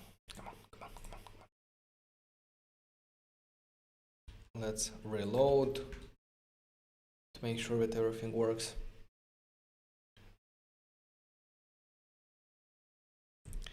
And let's open the video, and here we have it. Build a TikTok clone. That's true. If I go to live coding Instagram, I see it here. I see the not just development tag. I see the user. If I go to one that doesn't have a user, yep, kind of works. Something is broken here, definitely, because it doesn't have. Oh, that's number of dislikes.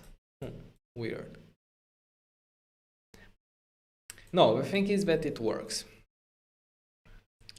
Some information is missing from our database, but that's okay. I think you can go ahead and implement that yourself.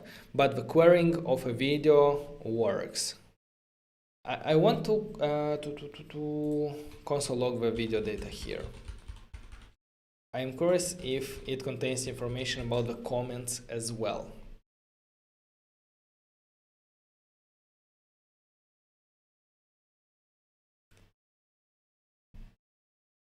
Some tips for learning React Native is actually building projects. That's the best and the easiest way to learn any technology.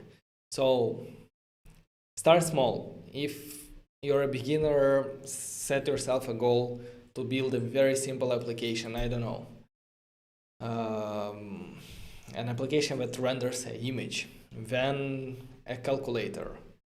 Or you can also look at the builds that we already have. We have done the Tesla clone. That is a very beginner-friendly clone, so you can have a look and implement it yourself. What I wanted to do here? Do you know? Oh yeah, to check the console logs. Let's clear and let's open again. Which one has comments in our situation? Comment. This one, live coding Instagram clone. Which one? Where is it? Come on. This one, live coding Instagram clone. And let's have a look at the console log. What do we see here? We see video, we see user.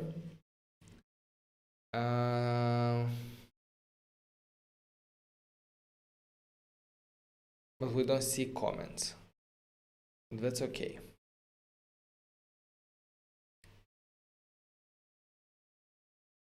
Okay.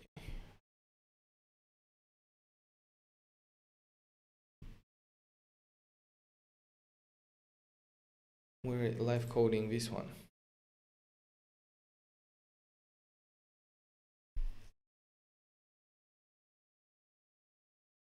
That's weird because this is the Instagram clone. And there is a link from that comment to this post, but there is no, it doesn't display it here. Okay, the thing is that we can query the comment and filter by the video ID. That's also possible. So we have comments here. First things for the comments, we are gonna remove the dummy data about the comments, and we're gonna keep them in state. So comments, set comments is a use state of type comment.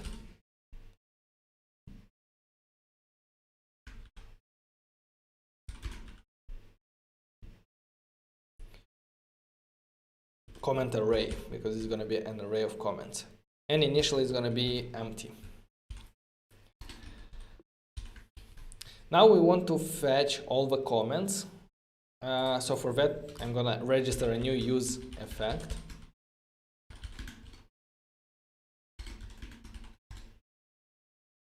And as dependencies, when should we query the comments? I think whenever we update the video in state. So initially, we're going to receive a video ID. First things, we're going to query the video. And if such a video exists in our database, This, yeah, it will set in state, and it will trigger the next use effect that will fetch the comments. So data store dot query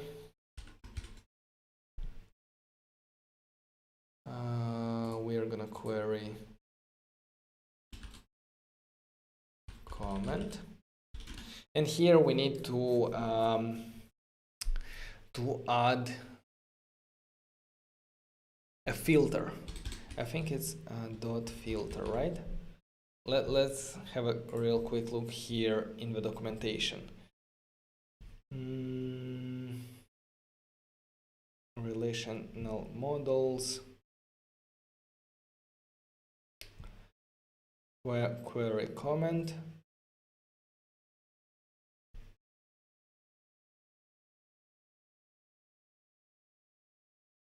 What's this?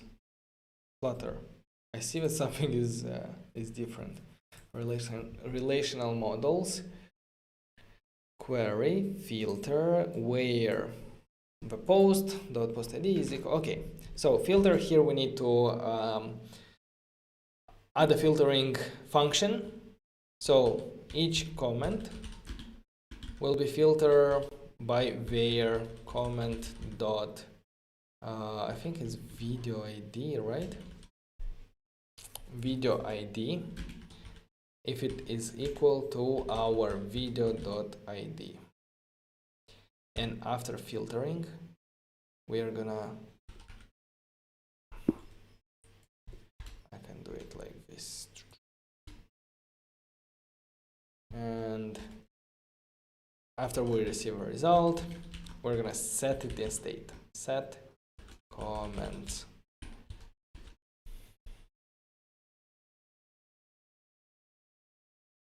We need to, first of all, await.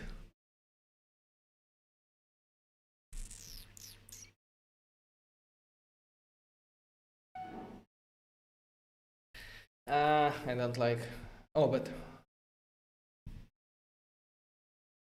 okay. First of all, we need to wait for the result. Then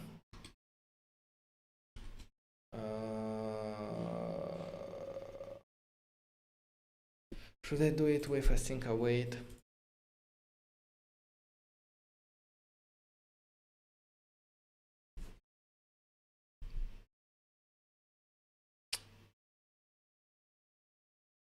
Let's do it with async await. It's gonna be more clear. So const fetch comments.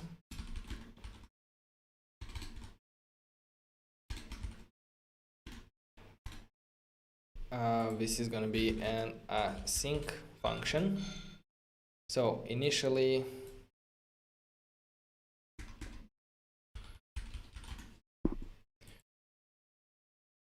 so laggy.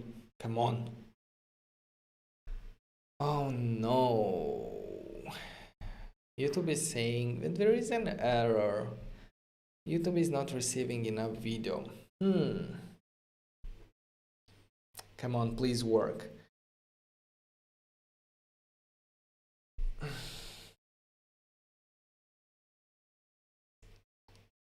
Guys, can you confirm that you can hear and see well?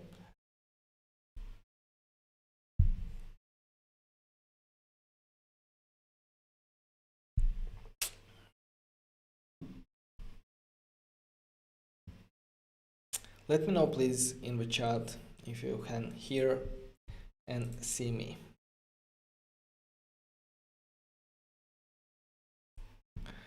Come on YouTube, please stream help.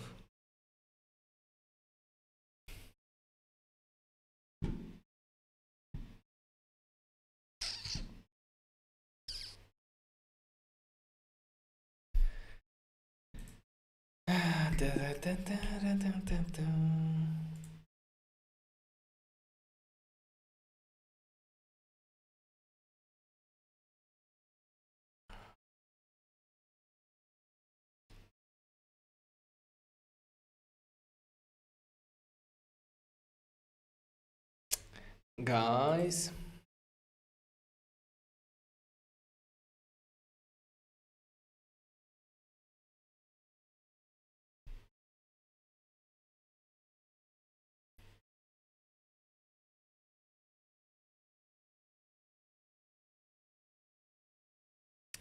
Yeah, Holmes is saying you can put async in the arrow function and then do a wait. Probably you mean here async.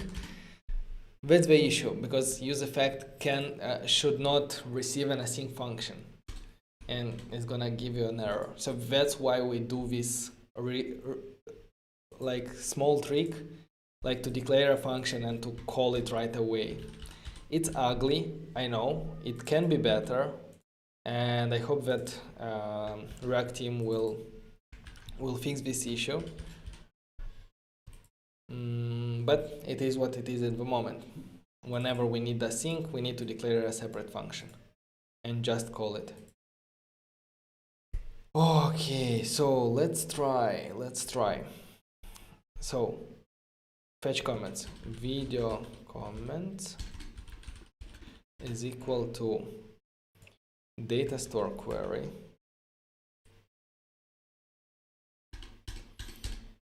Datastore. We put this into parentheses, and first of all we await, and when the result comes from that Datastore, then we do filter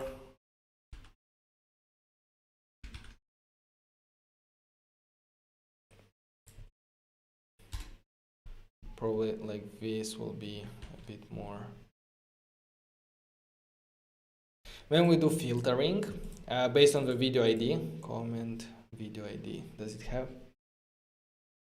Did you mean video ID? Yeah, with capital D, and here object is possible undefined. That's true. We need to check if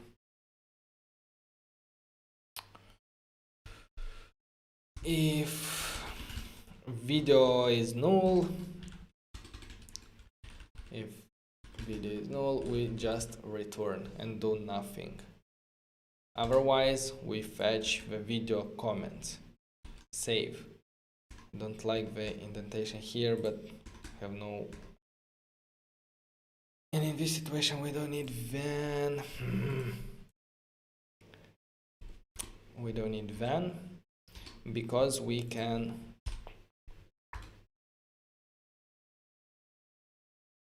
do set comments to video comments.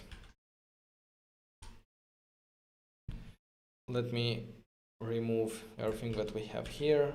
Save.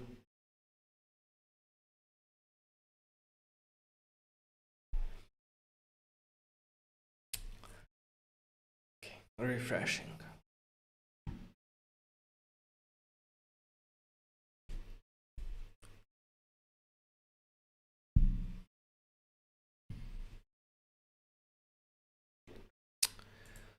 Come on. Reload. For learning React Native, is it necessary to learn React.js first? It's not necessary. It's not a requirement. You can actually learn React Native first, and that's actually what I did a couple of years ago. I started with React Native, and it was perfectly fine. And then when I had to do a project in React.js, it was really easy to switch to React.js. But the same is true if you already know React.js. It's very easy to switch to React Native because a lot of things are the same. So it's helpful, but it's not required. You can start from React Native.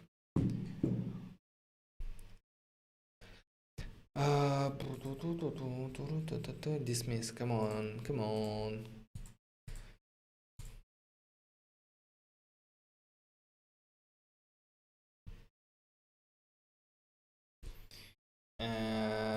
Will it do something? Okay, let's try to open this video. Instagram clone. Can't find variable use because it's use state.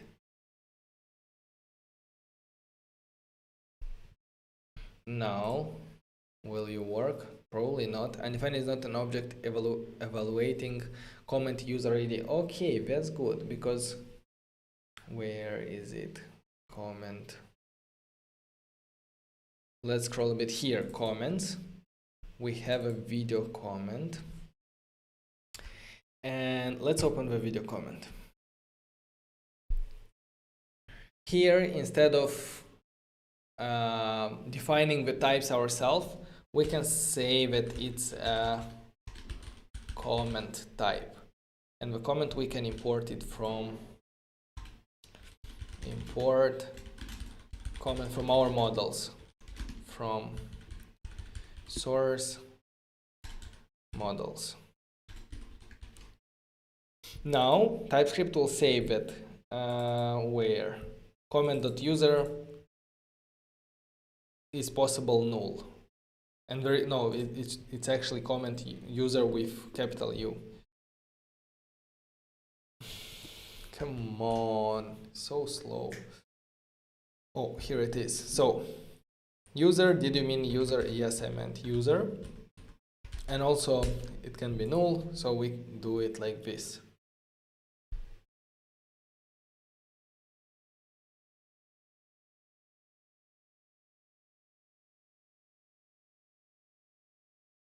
Okay, let's save and let's open Instagram clone. Undefined is not an object, evaluating comment.user. Undefined is not an object. Why are you undefined? Because you should not be undefined. Oh, initially comments at 0 is undefined. So here we will conditionally render the top video comment only if our array contains at least one comment. So to conditionally render something in React Native, we wrap it in the curly braces, and here we put the logic. So the logic will be if comments dot length, we can leave it like this, or we can do it like is more than 0, and so if this is true, render this one. If this is not true, don't bother rendering it. We can simplify like if comment.length, because that's the same thing. If it will be 0, it's gonna be falsy. Oh, come on. Reload.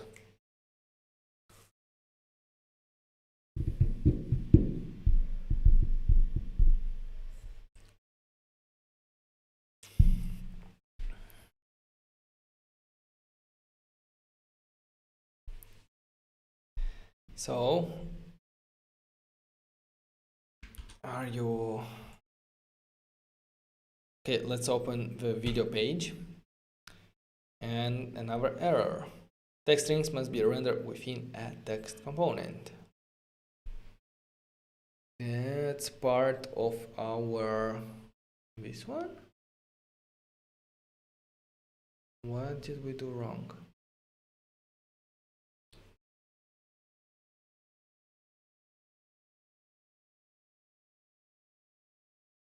Comment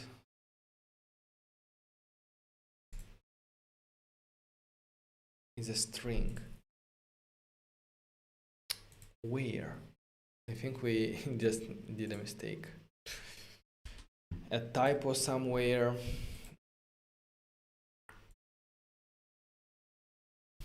Oh, yes. So basically here we need to transform from a value to a boolean. So the boolean is gonna be like this. Or let's do it easier, more than 0, and not try to be smart, because this is much more clear when you look at it. If we open, oh come on, text strings. Yeah, now it's better. But there is no comment.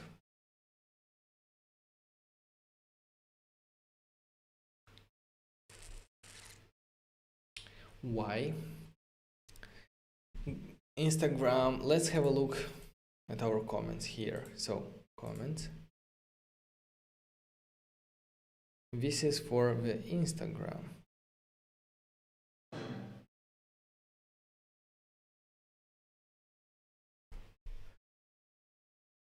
It's weird because video ID here is like an empty thing.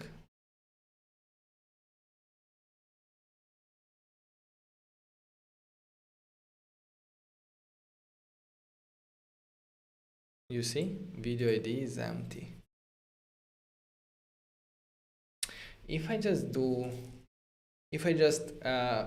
where is it? Query without filtering, like querying all the comments and then just displaying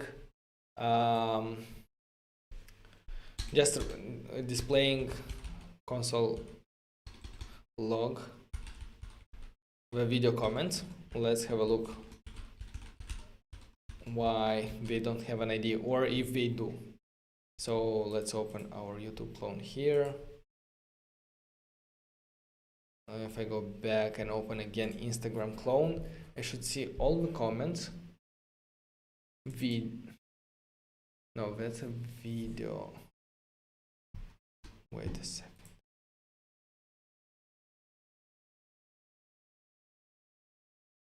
We do console log here the video.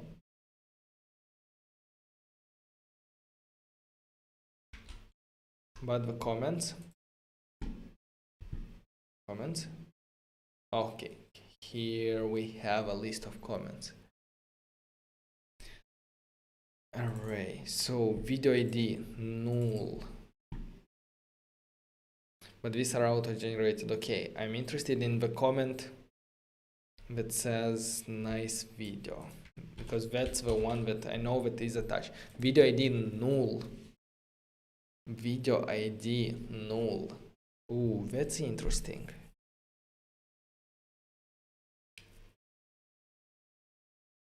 Why is that?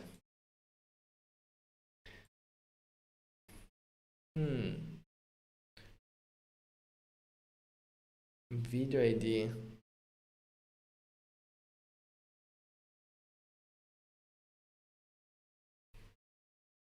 Video user ID relationship source.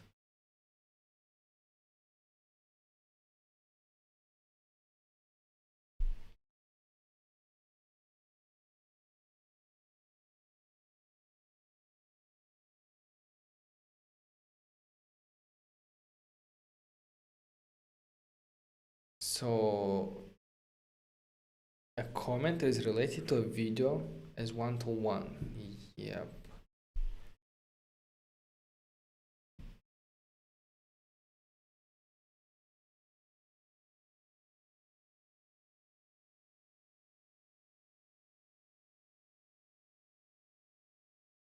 That's really weird.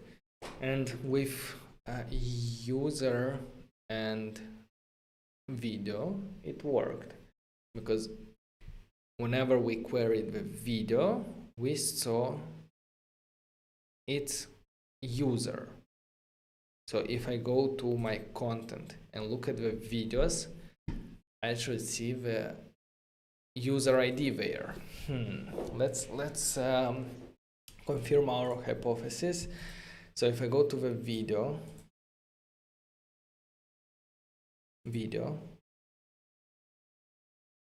I should see user ID. No, it's still not here. Super weird. Video.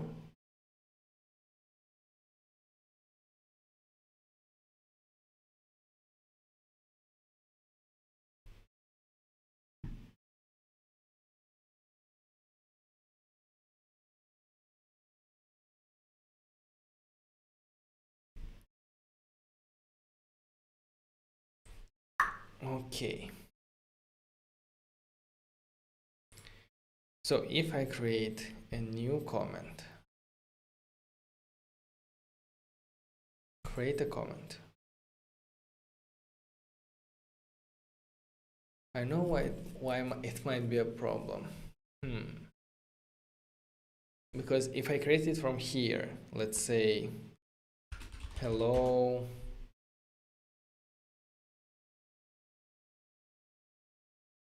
and we will attach it to a user and we will attach it to the Instagram clone. Save comment. Hello. Let's try to reload our application and find here the hello. let's just go to that video, Instagram clone, and hello is here, but video ID is still null. But if we create it from content, video, and if we go to the live coding, this one, and if I create the comment from here, like create and link to a new comment, hello from video, let's link it to a user, and we don't need to link it to a video now. Okay, let's save.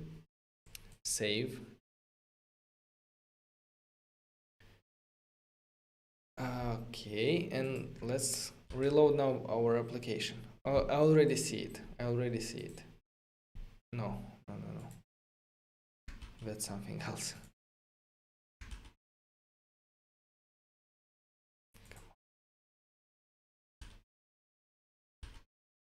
Reload.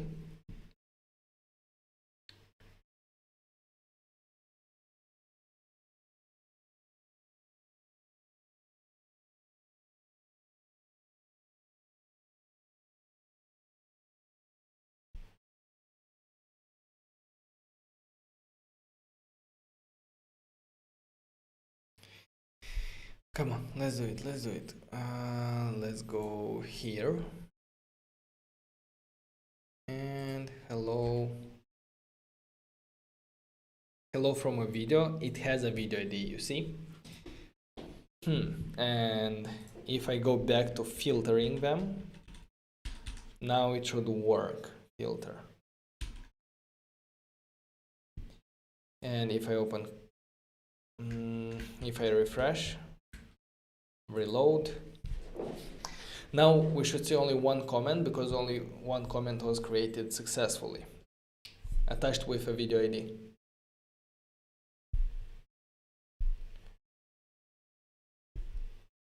Okay, that was in our live coding Instagram. Hello from video. If I open, no, it's okay, because the issue here is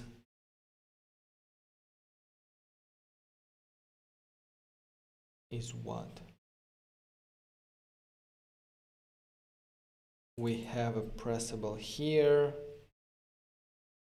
with video comments. Oh, we have a separate component that does the queries. Video comments. I think we can just send comments here, like comments for props, like what comments it should render. And we can say comments. Okay, so let's go into video comments.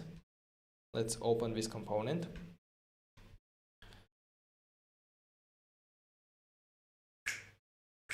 And we will take the comments from props, comments, and delete it from dummy data. Let's save.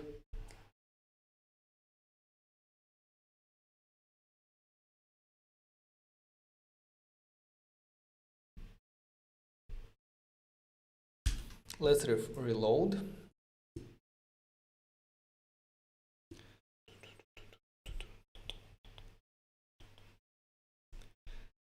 And where is it? Here. If I open, should be only one. Yes, it works. So filtering works. The issue there was the way we created the comments in Amplify. So if we created them from inside the video, like create a link to a new comment, then it worked okay. So I'm thinking now, let's create the comments not from admin UI, but let's implement the logic of creating a comment from inside our application, and then see if it works or if we still have the same problem. To do that, we need the input box here, like in the video comments. So let's add an input box on the top to write a new comment. To write a new comment, we will do input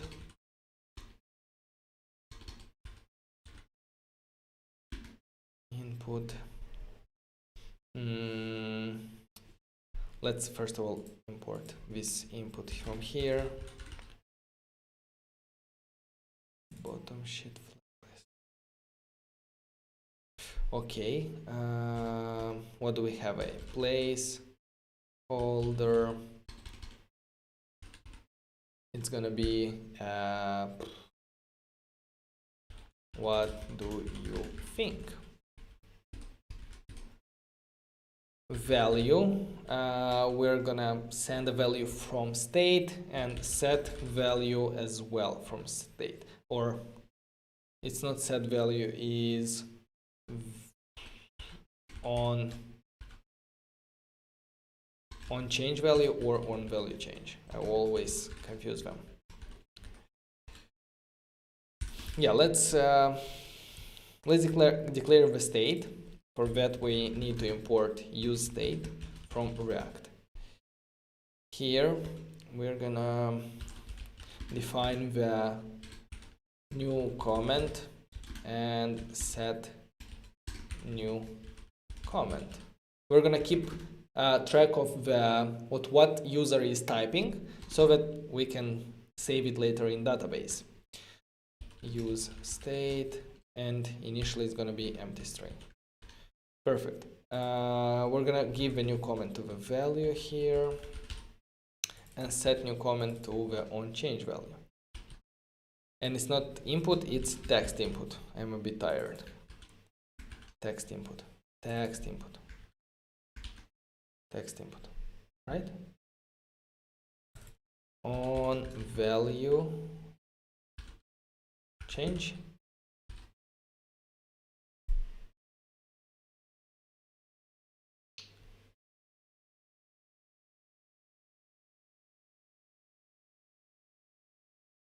How's it called, man? On value change.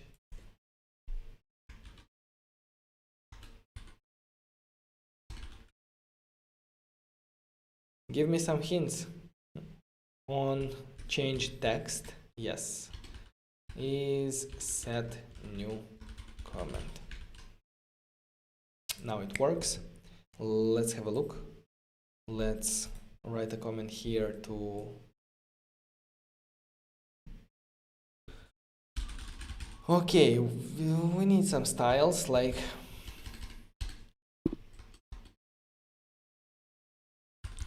place holder, text color gray,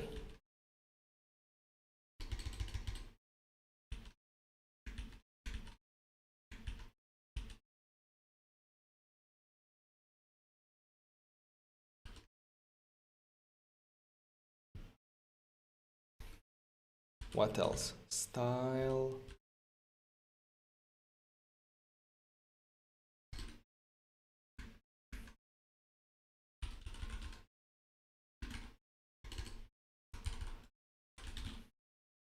let's just add some background color.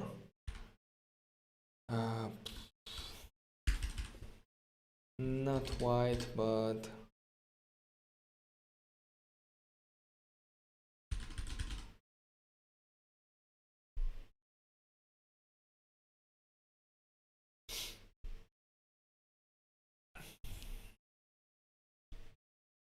come on, refresh. Are you gonna refresh? Here we are. Let's open. I will add also some padding 10, let's say. And here we see the what do you think? And at the end, I'm gonna add a pressable. The pressable, not the depressable, but pressable. We'll have on press, I don't know, send comment. This is a function that we're gonna implement in a moment. send comment like this. So probably we will put them inside the view to have them in the same line, so that the pressable can be an icon or something like that.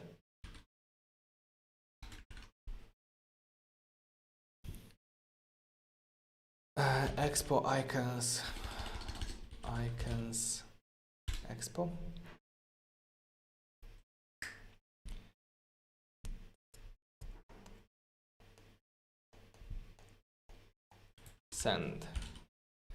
Send me your location. Come on.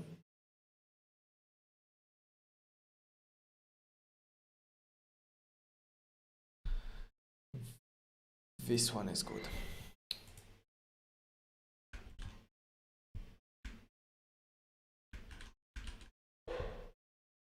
So let's open, let's see what we built. Pressable is not imported, of course, and this icon is also not imported.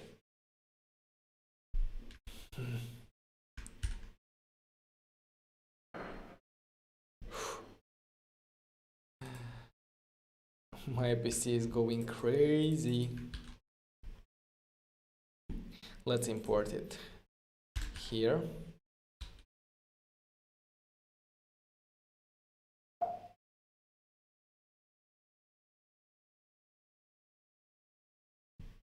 And let's have a look. Okay, the only thing is style flex direction row, and here white, and this one flex 1 to make it the whole row. Will it work? Yeah, it's better. Here I can do justify. Vadim, stop. Focus on the most important thing. Justify content center and align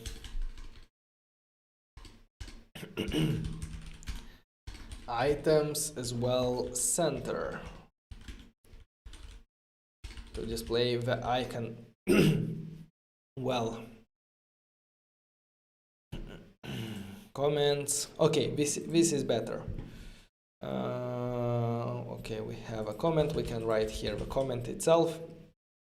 Oh my god. I think here we need color for the text. Or does it have a text color or something like that?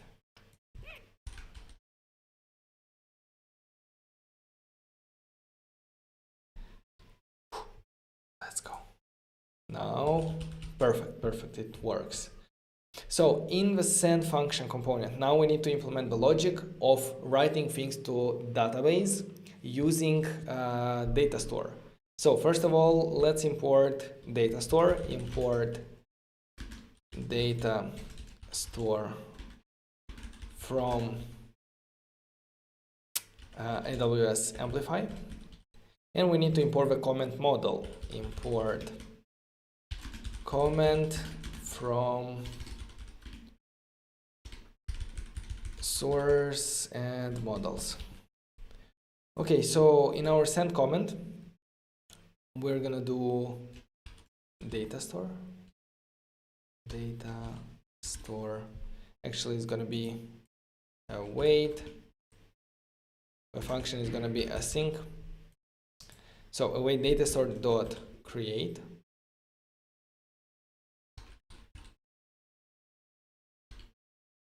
How is it called? Datastore dot save, and we're gonna save a new comment, not new like this, but new comment. And for the comment we need to send the comment value, which is our new comment. Is it like this? but also the user ID, right? Comment string is missing the following properties: likes, dislikes, replies. Okay, we can say likes 0, dislikes 0, replies 0. Save. Okay, now it's better. And after the comment is saved, I want to reset the value of our input. Yeah, to be an empty string as well. So let's try to add a comment here. Comments, hola, send. Okay, and if I refresh, I think we also need to set the video ID, because yes, we need a video ID. Video comments, let's do video ID here. I'm gonna add video comments props to define the TypeScript of it. Interface video comments props has comments, which is an array of comment, and also has video ID, which is a string.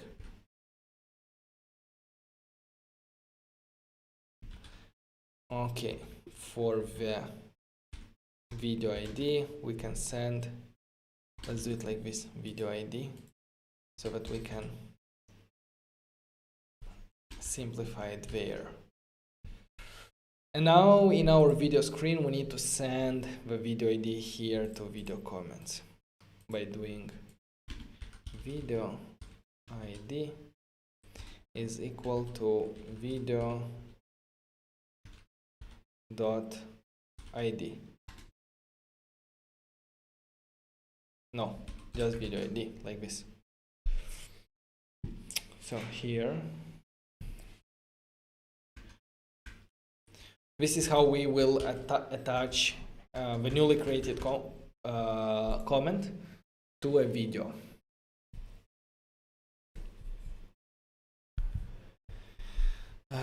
Come on.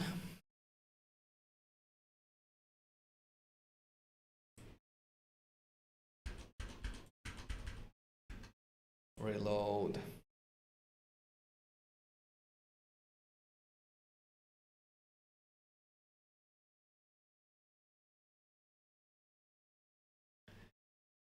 What's going on here?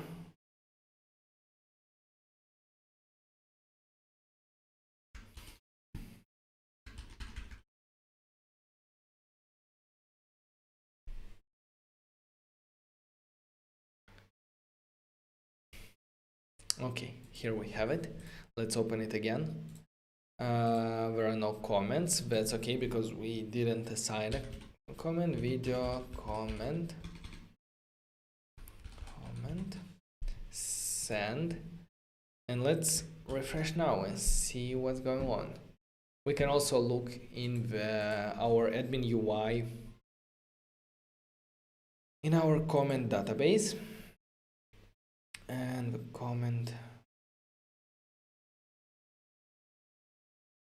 video comment, yes, it has an ID. You see here in the bottom. This is our newest comment that we inserted here. So the good thing is that we successfully create a comment, we attach it to a video, so that whenever we query it, we see them here. That's the good part. Now the issue here is that we are not attaching a comment to a user. So we are not attaching a comment to a user, but this comes with two issues. The first one is, yes, the first one is easy but will not solve the problem. So basically here, when we create a comment, we need to save a user ID in the comment model. So to do that, first of all, we will import Auth from Amplify. And before saving our new comment, we will check who is the current authenticated user, and we will take the ID of that user to be able to save it in the comment model, because the current authenticated user is creating a new comment. So const user info equal await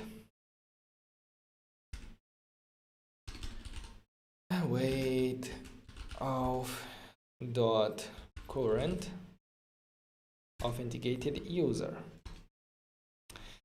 Okay, and this information contains a lot of data about the user, his tokens, and so on. But one of those values is the user ID that we can access by doing user info dot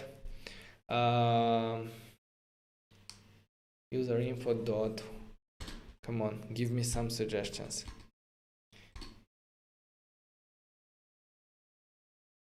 Dot params or props, how is it called? Dot. You speak Russian? Yes, I do. Current user opts.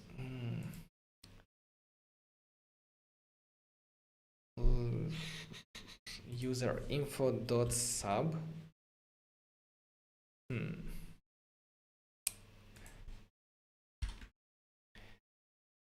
Let's console log, and if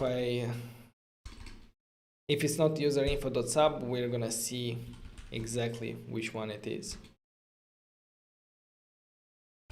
User info. Save. Okay, let's try to create a new comment here. Hello.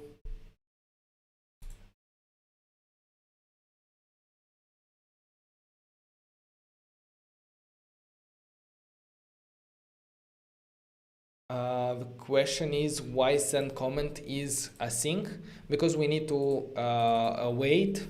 We need to run some asynchronous calls here. First one is getting the current authenticated user, which is asynchronous, and we need to await. And then is the datastore.save. This one is not good.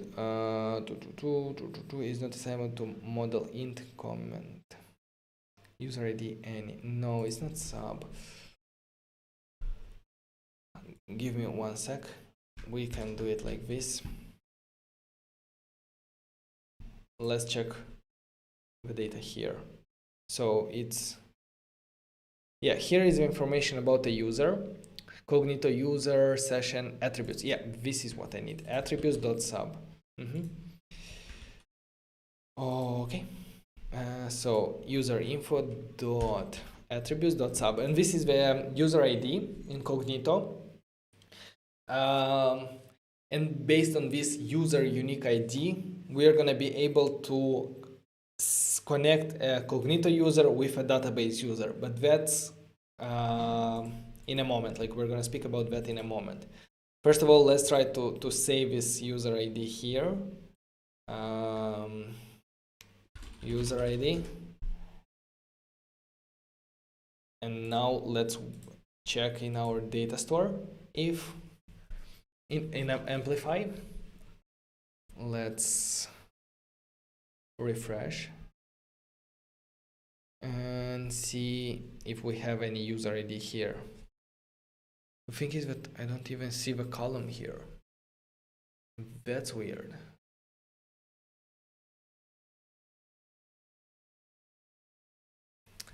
Oh, okay.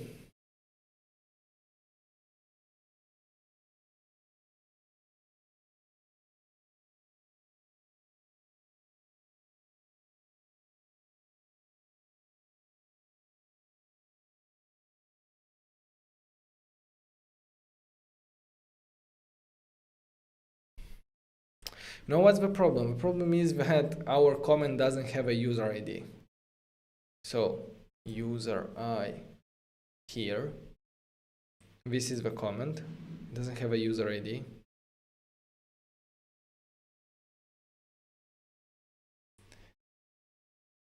And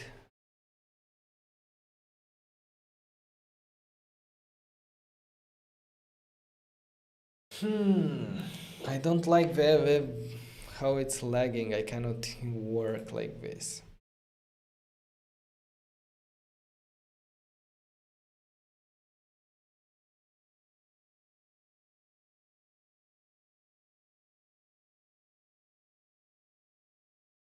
Okay, that's weird.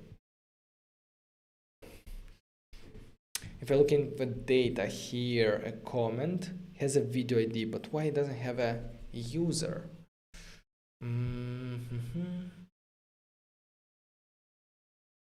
Video ID, comments.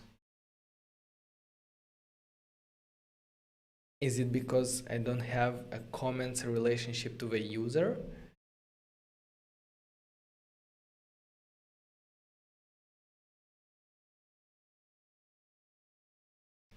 If I would add it here, man, it's so slow.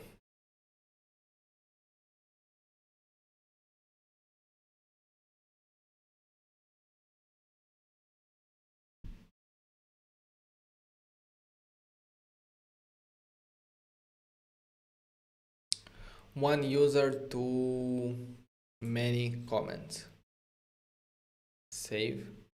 Yes, in this case, it adds this user ID here.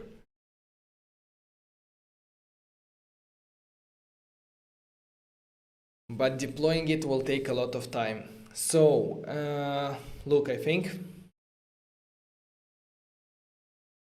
that we are gonna we're gonna continue with everything next week, because it's impossible to work like this. So I'm really sorry, and I don't think that it's very useful for you to see the video lagging like this.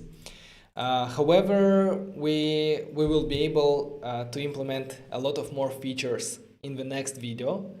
So let me know down below what you think, what extra features you want to see. I don't know, maybe we can speak about analytics, notifications, or anything else that you are interested into. So yeah, the next week, also on Friday, at the same time that we started today, we're going to continue this video by finishing the relationship between user, comments, and videos. And then we are gonna speak about media storage, and I'm really happy that we will do it in a new video, because yeah, we never had the opportunity to speak more in depth about media storage, and I think that this video is the good opportunity to do that. And I'm gonna try to explain really in depth how to work with media, how to store them, how to optimize them, and so on. So guys, yeah, do you have any questions so far? Basically, a quick recap on what we have managed to build today. We created the Amplify project for our YouTube clone. Then we set up authentication using admin UI. And after that, we have set up authentication in our application. So now we can log in, sign up, create user, manage users in admin UI, and so on. Then we started modeling our database in the admin UI using the data modeling tool.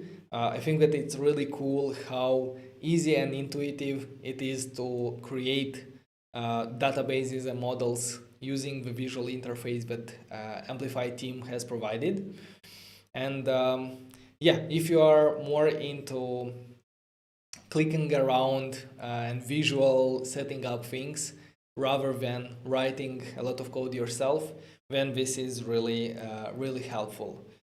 Yeah, then we set up everything in our project. We installed all the dependencies that we need. We configured Amplify.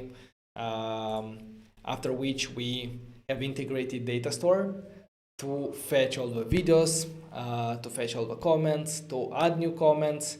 And the last thing that we still have to do, which is going to be next week, is where it is. Let's add it here.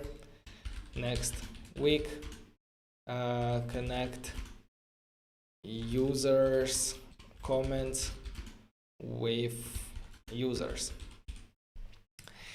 For that, we will need to save users in the database because we don't do that yet. I'm going to show you how to do it in the next video. And after that, we are going to continue with media storage. So I think that's it for today, guys. Thank you very much for joining. If you enjoyed this video, if you found that valuable, subscribe to the channel down below, leave a like, and let me know down below what would you want to see as extra features that we will implement in the YouTube clone during the next week. So yeah, I think that's it.